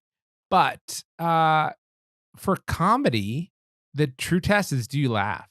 Mhm. And there are so many comedies that I enjoy that I still don't laugh out loud. I did laugh out loud in this movie several times. Um, f Specifically, I think everything Janine Garofalo said was hilarious. She was super funny in this movie, and, it just made me think like, wow, Janine Garofalo, I guess she disappeared, but she was great. I really enjoyed her as an actress, She was all over the 90s. for sure. Do you know she got offered the role of Monica in Friends? Really? Yeah, I read that. I don't see well, I mean, I think she would have played it very differently than Courtney Cox. Yeah, exactly. Yeah. Um, Anyways, uh I had fun with the movie. I mean, the movie, there's some swings and misses for sure in the Mhm. comedy. And it definitely gets a little wacky and zany. I was not expecting it to jump ahead 70 years at one point. Um but yeah, I liked it. I'm glad I watched it. For such a, you know, silly comedy. It's amazing to me that it exists, Mhm. because it really shouldn't exist. I mean, it just has very little reason to be made, and I've just loved that they did, because good on them, and it sounded like they had a lot of fun making it, and yeah, Lisa Kudrow is not doing a voice, and Mira Sorvino absolutely is. And, that was a little odd. But, yeah, it was great. I had fun with it. So, Romeo and Michelle's High School Reunion, my number 4. It's the type of comedy that's not made anymore. For Like sure. like Oh, a yeah. mid-budget with big names. Like, this could succeed, this could fail, but let's roll the dice. Like, no one's rolling Yeah. the dice anymore. Yeah, and it's really low stakes, right? It's Mhm. not trying to be, this box office smash, that everyone buys the DVD, It's just supposed to be, "Hey, here's a good way to spend your time." Right. And I will another thing I'll say about this film, is you could totally watch this with your friends 100 times and have a million lines to quote to each other. It's a very quotable film if you were to watch this a couple times. I invented Post-its. Yeah, yeah, yeah, There you go, yeah. yeah. All right. Well, good. I'm glad you watched it, and we always enjoy list recommendations. So thank you for sending those in. My number 3 is a 2002 film, The Count of Monte Cristo, starring Ooh, Jim Caviezel. Help me out here. Caviezel. Caviezel, thank you. I'm Yeah. so glad that It's James is not here right now with his Troidel Ejiofor. I'm sure he will insert it in post. You know what's so bad is he plays that so often that Yeah, I almost am going to forget how to say the real name. I need to think. Troidel. No, actually, it is Ejiofor. I said Elijah, whatever. Yeah. Just put it in there. It's fine. Anyway, Jim Caviezel, which I knew how to say that once you said it to me, like, of course, duh. And Guy Pearce, as well as Richard Harris in this movie. I really So, like this movie. I just got yeah. it on Blu-ray today. Oh, all right. So I I'm gonna say that if I have a favorite book, it is The Count of Monte Cristo. It's written by Alexander Dumas. No, it's my favorite book. I'm not gonna say if I have a favorite book. I do. I have a favorite book, and it's The Count of Monte Yes. Cristo. Yeah. You could say that. You're allowed to have a favorite book. Breaking news. Zach says I'm allowed to have a favorite book. So Is his last name pronounced Dumas, yeah, not Dumas? it's French. Dumas. I don't speak French. I don't know how Yeah. you pronounce S's. Yeah, But I mean, wow. So it's there's not no- Dumas. there's no E at the end of it. So yeah, you don't pronounce the S. It's Dumas. Wow. Okay. Don't you remember there was a commercial where some guy was like interviewing for a job, and you can bleep this if you want. He keeps calling the guy Mr. Dumbass. And then it cuts to his name. He goes, "It's pronounced Dumas." Gotcha. So, you don't remember that commercial? No. Wow. Okay, look it up. It's definitely a '90s commercial. Maybe it was for like Got Milk or something like that. Who knows? Anyway, so The Count of Monte Cristo is a book by Alexander Dumas, most famous for writing Three Musketeers. But I think this is an even better book, and it is a incredible book of revenge. The basic plot is you have this man named, I should say, it takes place in France post Napoleon. I hate the plot being described as a incredible plot of revenge Why? because it's a plot of redemption. No, it's revenge. Ah, man, you like this book for the wrong reasons. What? What? Okay, we can have this. Let me do my review, and then we'll have their Yeah, discussion about is please, this yes. revenge or redemption. It Yeah. can be both, but I think revenge is the highest, is the largest part of this story.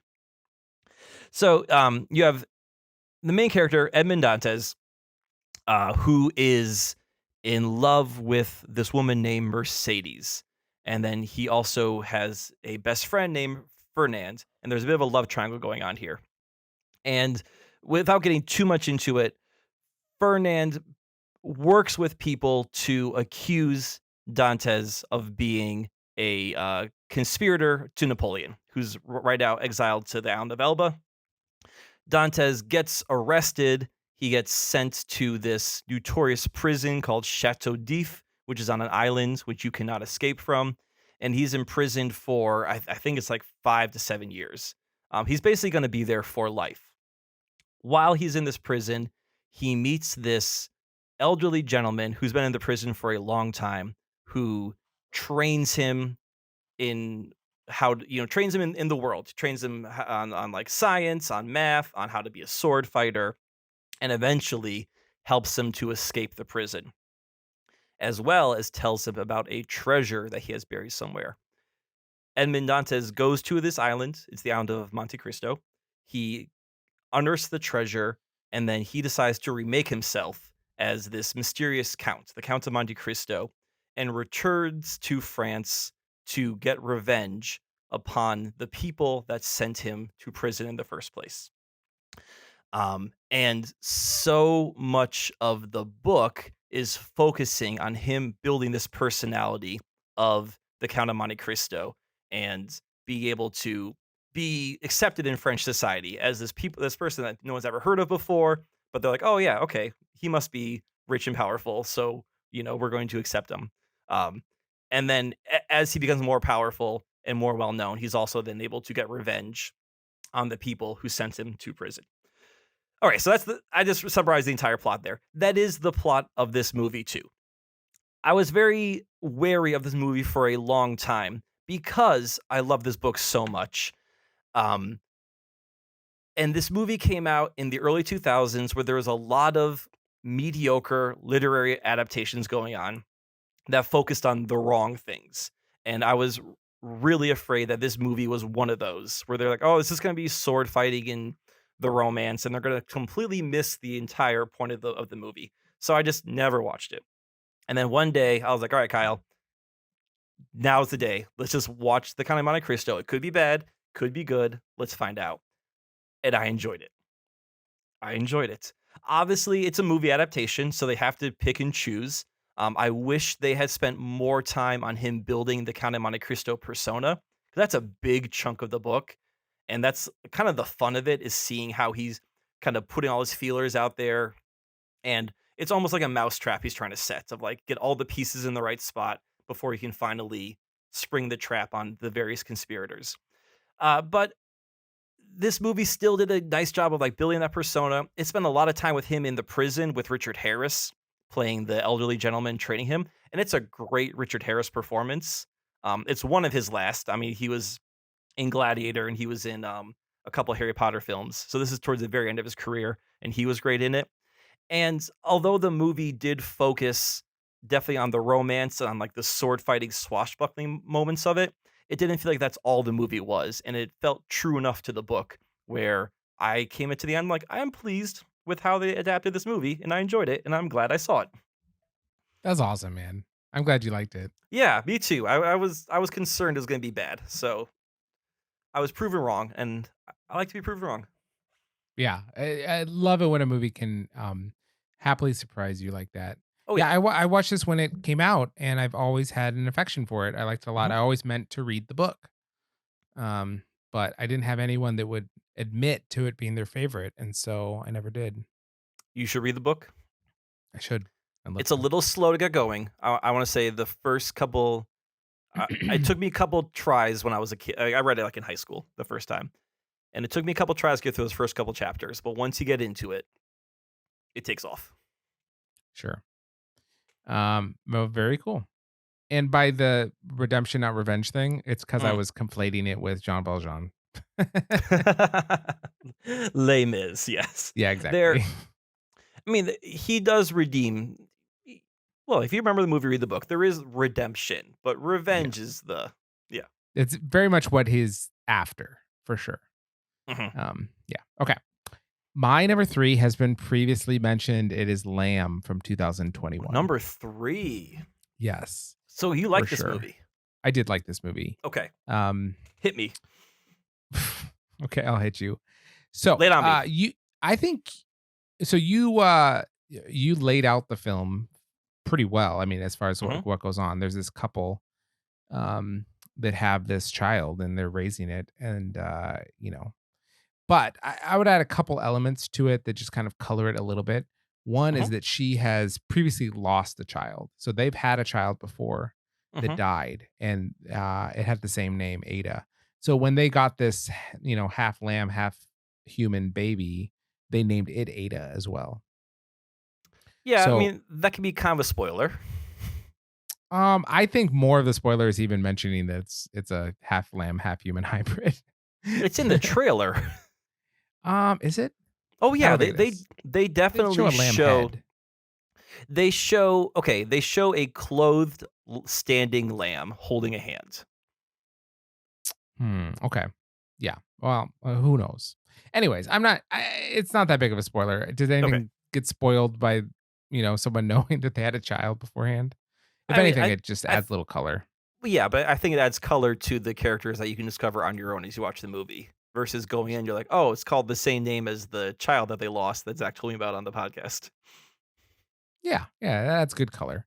Um, I would disagree with you about a couple things. You Okay. were looking for more like menace, Yeah. Um, I felt the menace throughout the film. I felt like there was tension.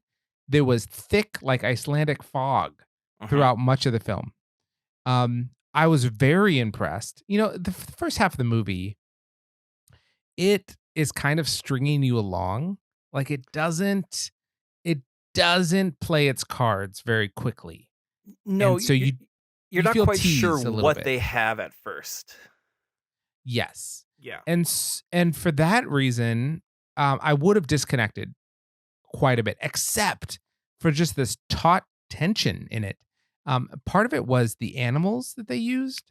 Mhm. He was able to shoot these animals, like film these animals in a way that made them feel like they had uh, this undercurrent of thought and menace. Like Mhm. it felt like when the sheep were looking at the camera that they're breathing heavy, and like it felt like they're feeling intense emotions and having thoughts and stuff like that. And these are just dumb sheep. They're like nothing's going through their brain at all. But the film absolutely captured them in a way where they felt like living, breathing characters. So I felt that tension. I felt that animal menace. I felt like there was danger lurking, and we're not quite sure who the good guys and the bad guys are and where the lines of demarcation. I felt all of that. And so I think that carried it through. I mean, I get the domestic drama part that you're Mhm. talking about, where that tension kind of drops away, but that's not till like 3/4 of the film Mm, through. no, the brother shows up like halfway through. Okay, I'll Halfway. let you. Yeah. I have a response, but I'll let you finish. So that carried me through. I thought that it created tension, maybe similarly to It Comes at Night. Mhm. Although I think that's a film I like better. Agreed. Yeah. Um, but I enjoyed it. I also I'm a little bit of a sucker for enigmatic, films. And this movie certainly gives that to us. And I was okay with it. I left this movie liking it less than I like it now, and it's Mhm. because I got to sit with the ending, and the more I sat with it, the more I liked the ending. Um, Also, I think you misinterpreted the sheep. Um, I misinterpreted the sheep. the specific sheep, the Ada's mom, that sheep. I think you misinterpreted that sheep, but we can't talk about it openly, so we're not How, going to. well, no, okay. How? Because that's what I liked about this movie. I liked that first half where you had the child with the family and the sheep, and especially the sheep mom, were reacting with that menace that you were talking about. Where like you kind of heard this mysterious bleating from the sheep, and the sheep were staring down the camera. And obviously, right, they're dumb sheep staring at like what's that thing? But it's just presented in such a way where you're like, these sheep are ready to murder this family over Oh, what's going on yeah, here. it was so good. Yeah. But the movie, when it pivoted away from that, it kind of handles that. It introduces this brother character, and that's where it lost me. Cause so I was enjoying that tension of like I was expecting not like a sheep human conflict, but like, okay, nature's going to revolt at this. Right. It these animals cannot accept what's happening here, and it's gonna turn south. And it didn't do that for me. And I did like the ending, but the ending like again it pivots where you've got the brother there, it's a different movie, and then the ending brings that menace back for like the last maybe 5 minutes. Like you get the fog back, but so much of the movie is like them existing as a family with a brother, and they're plowing, and they're just like living in bliss.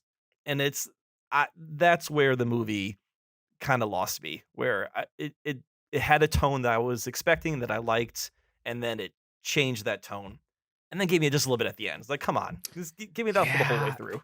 I can't talk about this on air, but off air, maybe in Patreon if people will accept it, I don't know.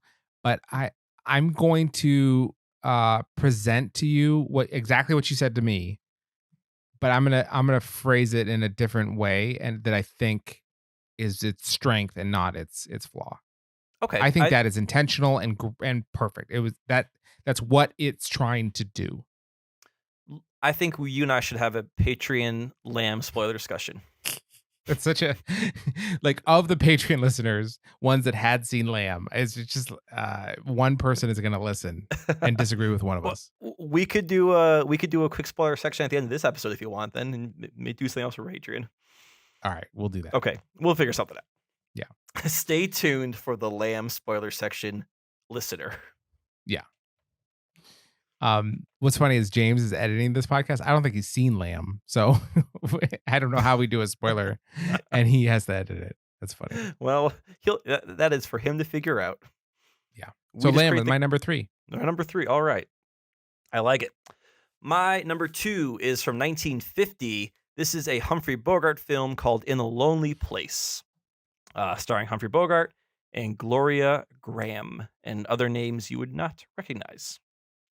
So this is it's a bit of a noir, but also a romance drama. It kind of covers all 3 of those. So it's not stuck just in one genre per se, but that's kind of its strength. In this movie, Humphrey Bogart plays a screenwriter living in LA, and he's a bit of a bachelor. He's playing his age. So by 1950, Humphrey Bogart's in his 40s, I think. And he's tasked with adapting a book, and he does not want to read the book. So I think he hires like a coat girl from the local club to come over to his apartment and read him the book. And she's like really excited to like be part of the movies and the whole process. So she comes over, she reads him the book, spends the night, not in a weird way, just because it takes her all night to read him the book. And in the morning, she leaves. And Humphrey Bogart is great, and he goes about his business. He then finds out later that girl was found dead on the side of the road. And he is the prime suspect because he's the last person seen with her, this, young woman who spent the night at his house. And he needs to prove his innocence. Thankfully, his neighbor, who he's never met before, saw the woman leave his apartment that night. So she provides an alibi for him. And he and his neighbor start spending time together, quickly fall in love, and form this romance. But as she starts spending more time with him, she starts learning more and more of like his real personality. And then she starts to question, well, I gave him the alibi, but did he actually commit this crime? And I'll leave it right there. That's kind of the tension of the movie. So, like I said, there's a bit of a noir because there's a crime and they're trying to figure out, who done it. But there's also this, budding romance and these 2 people who are learning more about each other and forming a bond and kind of going through those initial stages of forming a romance. And I just found it a very captivating watch because I was getting all these different facets of movie. I was getting one of the strongest Humphrey Bogart performances I've seen. Like he's definitely a good actor, and sometimes you watch his noirs and he's kind of playing it cool. He's kind of this fast talking, like off the cuff kind of person. And to see him play with more depth this movie was great. And to see the emotional range he took was really fun. And it had a pretty electric ending, I would say, that really kept me interested. So I definitely like noir films. I like Humphrey Bogart in movies of this era. So I was kind of primed to like this movie. And it did deliver on what I was expecting. That's cool. It's a movie I've always been aware of, but I've never checked out. Yeah, I watched it because I had on I Check Movies, like the top 50 mystery. I had all 50 watched. So I had the Platinum Award. And then this movie came on there. It dropped down to gold. I'm like, oh, I need to watch this movie now to get my platinum back. That's amazing. So I was aware of it, and that was my motivation for my stupid star to watch this movie. Well, now I want to know what award I have for that. The top 50 movies, mysteries. I'll say that this movie left and The Thin Man replaced it. So I have to watch The Thin Man to get my 50 movies back. So future top 10, last 10, The Thin Man. That's really funny. You said was it your film noir top 50? Was it mystery top 50? Mystery top 50. I'm not seeing that on I Check Movies. It's definitely one of the lists. Oh, sure. I believe you. I went to In a Lonely Place, and I'm looking at the list that it's on. Oh, because it's off that. It was replaced by The Thin Man. Oh, it got replaced. Yeah. The Thin Man from 1934. Correct. Okay. There's the top 50 movies from the 30s. And somewhere in here is mysteries. Yeah, I see it. Okay. Okay. You see it? Yeah. How many do you have? Kyle and I both use a website called I Check Movies, the letter I, checkmovies.com. We love it. But it basically has all the like lists of best movies. And then if you click a movie, it'll tell you all the lists that it's on. And we think it's fun. There's 4 movies I haven't seen from this list. Okay, which 4? It's Such a Beautiful Day. I feel like I could watch that. It's short, right? Oh yeah, no, that's the The cartoon. Don Hertzfeld's crunch. Yeah, Yeah. you could watch that. Contra Tiempo. The Invisible Guest. Oh, you have not seen The Invisible Guest? No. Oh, okay. I'm gonna set this up really quickly for you. You have to see this movie. It's a Spanish movie, 2016. A man wakes up in a hotel room. All the doors are locked. All the windows are locked. And his wife is dead next to him. And he needs to prove his innocence. He did it. That's the movie plot right there. Okay. Sounds great. Is it good? Yeah, I thought it was great. Okay. I'll check it out. And Workmeister Harmonies is the other one, and The Thin Man. Oh, the walking movie. Yeah. You haven't seen the Workmeister Harmonies? No. I've But you've seen Satan other movies Tango. from this guy. Okay. Yeah. All right. All right. Bellatar. Yeah. Yep. All right. Cool. My number 2 is from 1958. It is The Magician, directed and written by Ingmar Bergman, and it stars Max von Sydow. And I watched this movie just because I had the Criterion Blu-ray of it that I had bought and was reselling, and then someone was going to buy it. Someone bought it, and so I had to mail it out in the next couple of days. So I was like, well, let me watch it first. And this is an odd movie. I mean, I've seen quite a few Bergman films. This is probably my 10th Bergman, and they're all different. That's what I like about this director, is they're all so different from each other.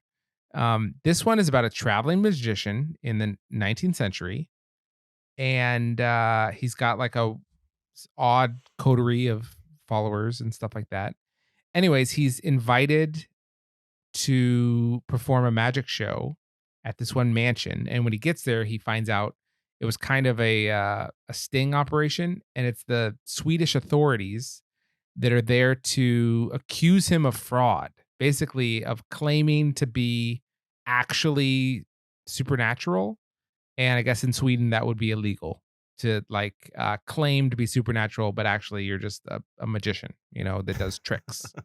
And so he has to convince them that no, I am just a magician and everything I do is just parlor tricks. So that's the plot.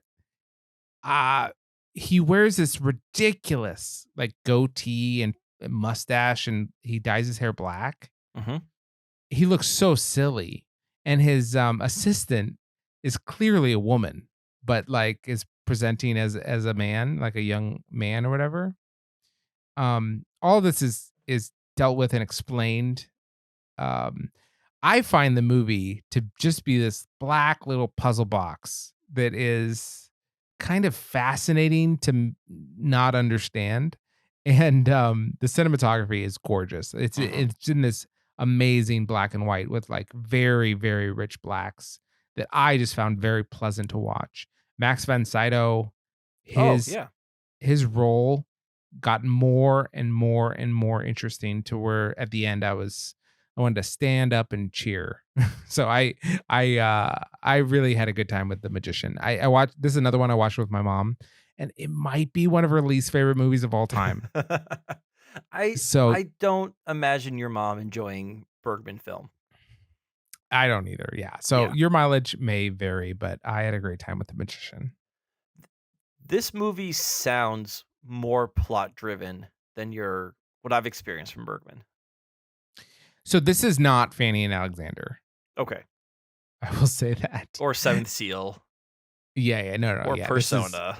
This has a plot. It says real characters. Yeah. That's not a slight at Bergman. Like I enjoy his films. I just know that I'm not going there for the plot. Yeah. Okay, my number one is exciting. My number one is a 1956 movie. This is A Man Escaped, directed by Robert Bresson, How cool. starring many French actors you have never heard of. Okay. So this I is like a this film a lot. yeah. Oh, it was great. Um, this is a movie that is based on a true story about a French resistance fighter during World War II who gets arrested by the Nazi SS and thrown in prison, and is a procedural about him breaking out of this prison. Is kind of the simplest way to put it. And he is as we're watching him, he's like learning about the different prisoners, he's learning about the guards and the routes they take. He is making tools from objects found both in his cell and like this is not a standard like American, bar prison if you think about it that way. It's like a old apartment building or hotel that they're each locked into small apartments. So they have, grates on the walls and, plumbing and things like that that they can kind of, work out. Um, so yeah, you're basically watching a man slowly formulate and execute a plan to escape from prison because he knows that if he stays in this prison, he will be executed. Like he is a French resistance fighter during World War II, captured by the Nazis. There's no escape. There's no hope for him in the long term. So he needs to get out. What what differentiates this movie from like The Great Escape or something like that is this is a really subdued movie where not there's not a lot of dialogue. There's like narration of what he's doing, but there's not a lot of dialogue going on. There's not a lot of like dramatic moments. Like things do happen, but he is so singularly focused on breaking out of this prison that you're just kind of watching him figure out every step he needs to take to do it. And I believe you told me that that's kind of the style of Bresson as a director himself, where he's a very straightforward director, but his characters and what they're doing is so interesting that you don't need a lot of extra fluff going on around it. You can really just focus on the task at hand. Would you say that's correct?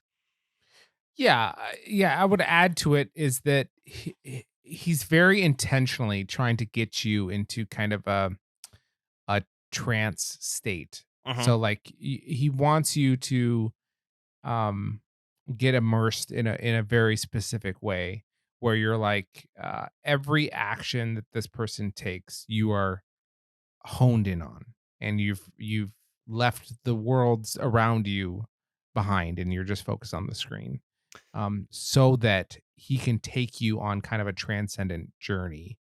So he's gonna show you a lot of mundane actions that Hmm. are all gonna build to one cathartic moment that's Hmm. going to make it all worth it. That's yeah. You did a much better job of summing it up than I did. Thank you.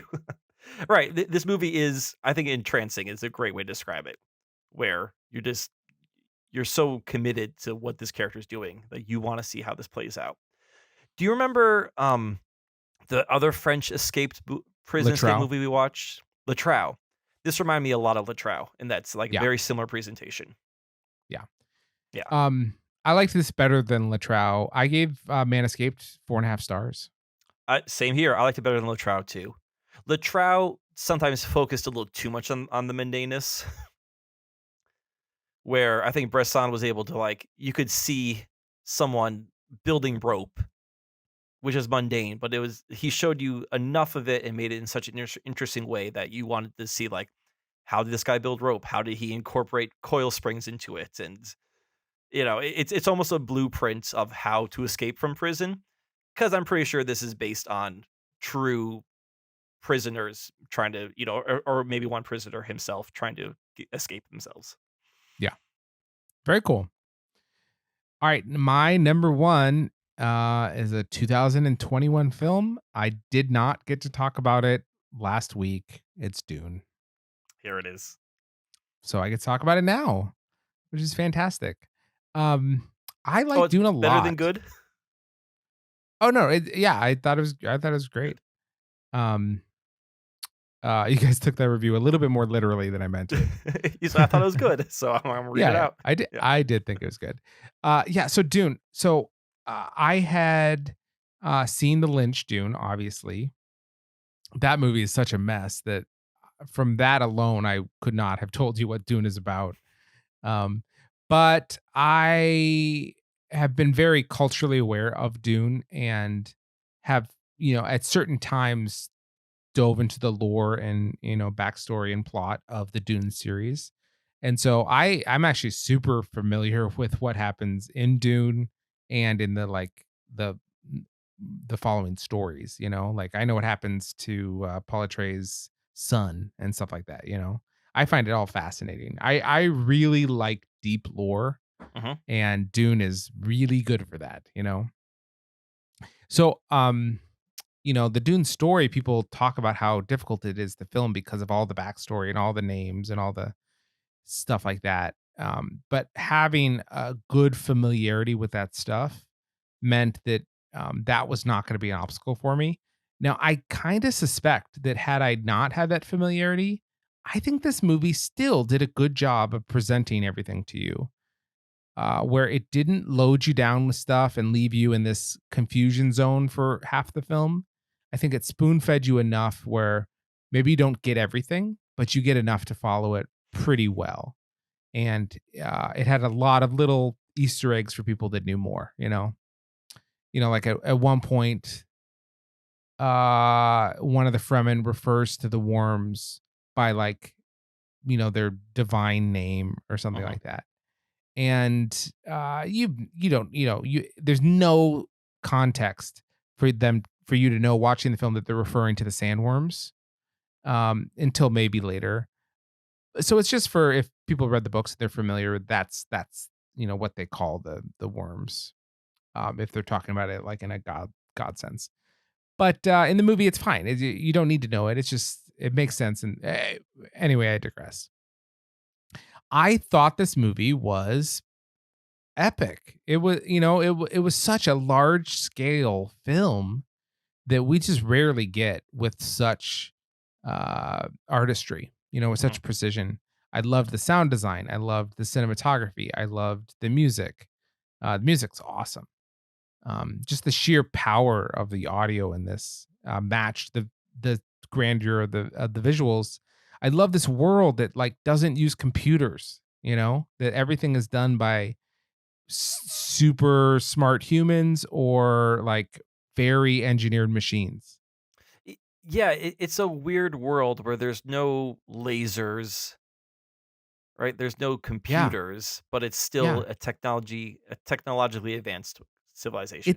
It's unique because it's not dystopian Mhm. necessarily. It's not high tech. It's it's not even steampunk, although I guess, I don't know I'm sure there is a term for this because there's terms for everything, and Dune defined a lot of what sci-fi is. Um I loved a lot of the casting. So, for instance, Paul's mom Mhm. was perfect. She was perfect in this film. Rebecca Ferguson? Rebecca Ferguson, yes. A lot of the other casting was great. Um, who played the head Harkonnen? Sarsgaard? Stellan Skarsgård, yeah. He was great. He was so good. Yeah, a lot of the casting I really enjoyed. I didn't even have a problem with Jason Momoa, although he maybe was a notch below everyone else as far as making it feel natural. Yeah, he's not the strongest actor. Yeah, he did a great it was more of a stage performance than a screen performance to me. He was playing for the back of the audience. Yeah. But I loved a lot of what this movie gave us. And it's interesting looking back at the Lynch film how similar plot wise it is as far as specifics, like the hunter Yeah. seekers and all these kind of things are breathing that. Yeah, very similar. But this movie's just way better. I liked it a lot. Now I will say, listening to you and James review Dune, if I diverged from your opinion the most, Hmm. it was how I dealt with the ending. Okay, because yeah, James and I were both we found the ending just to be an ending. It just ended. Yeah. I think Yep. both of you were fairly disappointed with how it ended. Because it just ends, right? Yeah. It's there's not much wrap up. If there wasn't going to be a second movie, it wasn't going to give you anything that you could say, okay, that was a complete story, you know? I mean, it almost could have had like a to be continued ellipses at the end of that movie. Totally. And I would say maybe because I view the Dune story as not just Dune, I see it as this long saga, right? I kind of think wherever you end the story, there's a lot more to the story Hmm. still to be told. And it honestly, it didn't bother me one bit how it ended. I was totally fine with it. I think by that point, I kind of thought of this as like prestige TV, where Okay. it's just like, this is the end of this episode, and next episode we'll pick up with it. It just I didn't find any disappointment with how it ended. The movie, I enjoyed the movie experience. It could have lasted 6 hours, and I would have been on board. So for me, it was like, well, it's got to end at some point, so it'll end now, and then it'll pick up later, and that's just the way it's going to be for Dune for me. So yeah, for whatever reason, it didn't bother me one bit. So I guess I didn't have that detracting from it, but I really loved the visuals that we got. Um, really great world building. I think Villeneuve was the right guy to do this, and I think yeah, it just further intrigued me into the world of Dune. But I'm really glad that you liked it and that we did not give you justice on the episode then. So glad to finally get your take on No, it. no, you summed it up well. That I thought it was good. This was good. Yeah. Yeah. Yeah, Number for one. sure. Um, Yeah, I will say that when you're adapting half a book, it's hard to know when to stop, right? Because you're stopping literally in halfway through the story. So maybe it's an unfair slight on the movie that it just kind of ends because you're adapting half a story. You just have to end it at some points. But I'm still trying to. It is presented as one movie. When it was made, they had no idea if they're making a second movie. So if if I was if there was not to be a Dune 2, and I think James and I kind of hit on this anyway. If there was not a Dune 2, and you look at just this Dune as is, you're like, oh, okay, it just kind of stops. And that's what this movie does. So for sure. I see what you're saying that like, oh yes, in the continuation of the story, it would stop because there's more story to come. But when I saw it, I didn't even know there was more story. Like I knew there is more story, but I didn't know if there was going to be more story to come afterwards, or if this is what all I was going to get. I was happy with what I got, but I also just got sort of a half ending. Sure. Yeah. But I would rather get Dune in two parts than the 2-hour version we got from David Lynch 30 years ago, 40 years ago. 40 Zach. Almost. Yeah, Yeah. for sure. Well, that is our last 10 top 10 for today. That was a lot of fun. Yeah, I did not know James was gonna be here. Was not gonna be here until the last minute, so I'm happy to talk just you with our top 10 last 10. Yeah, it's And not the first time we've talked about movies, just the two of us. no, yeah, in all the years I've known you, we've never had this discussion before. Yeah, totally. I'm thinking we won't do Lamb spoilers at the end because I don't want to spoil it for James. Okay, that's fair.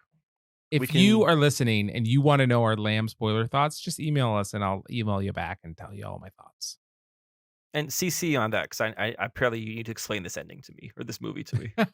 No, I just read it very differently. One specific thing about a sheep. Okay. Oh, yeah.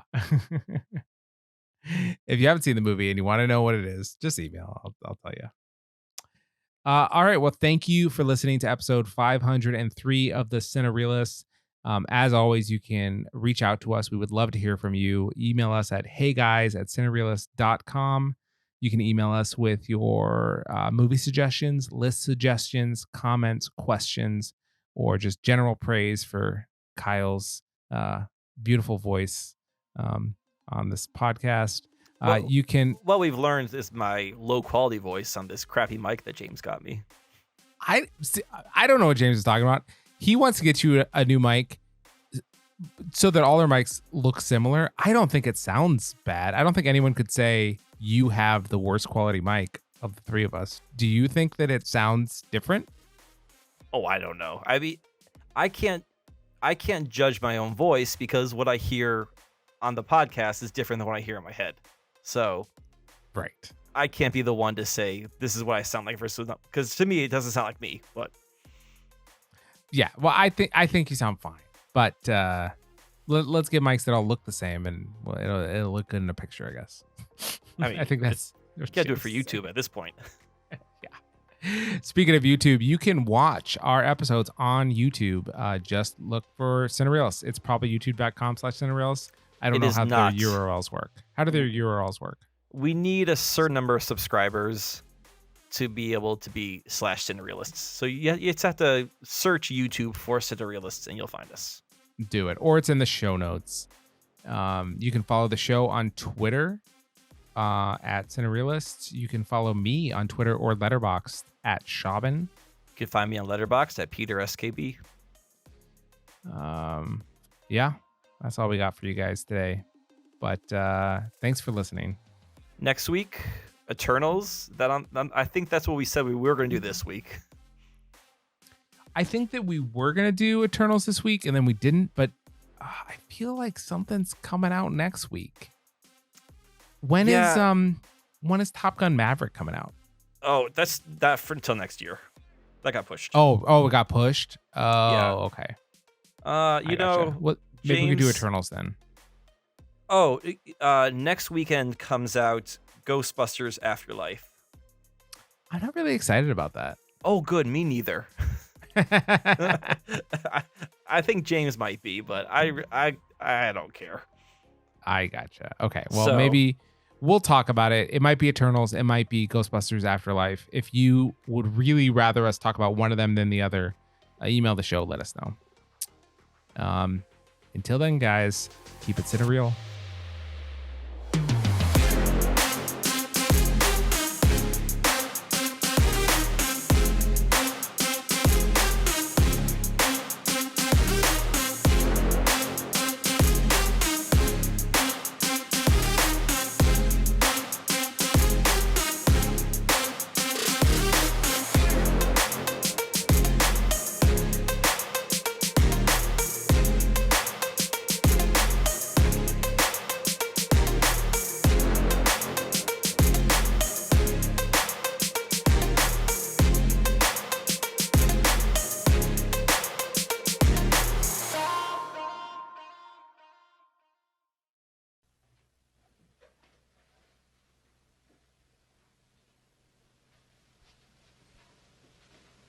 You're still here? It's over. Go home. Go.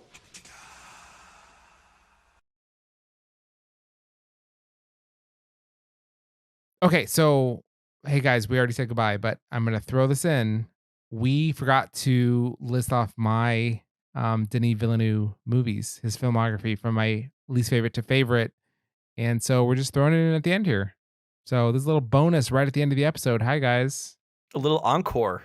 Yeah, a little encore. You weren't expecting it, but it's here because we forgot to do it, so we're adding it in.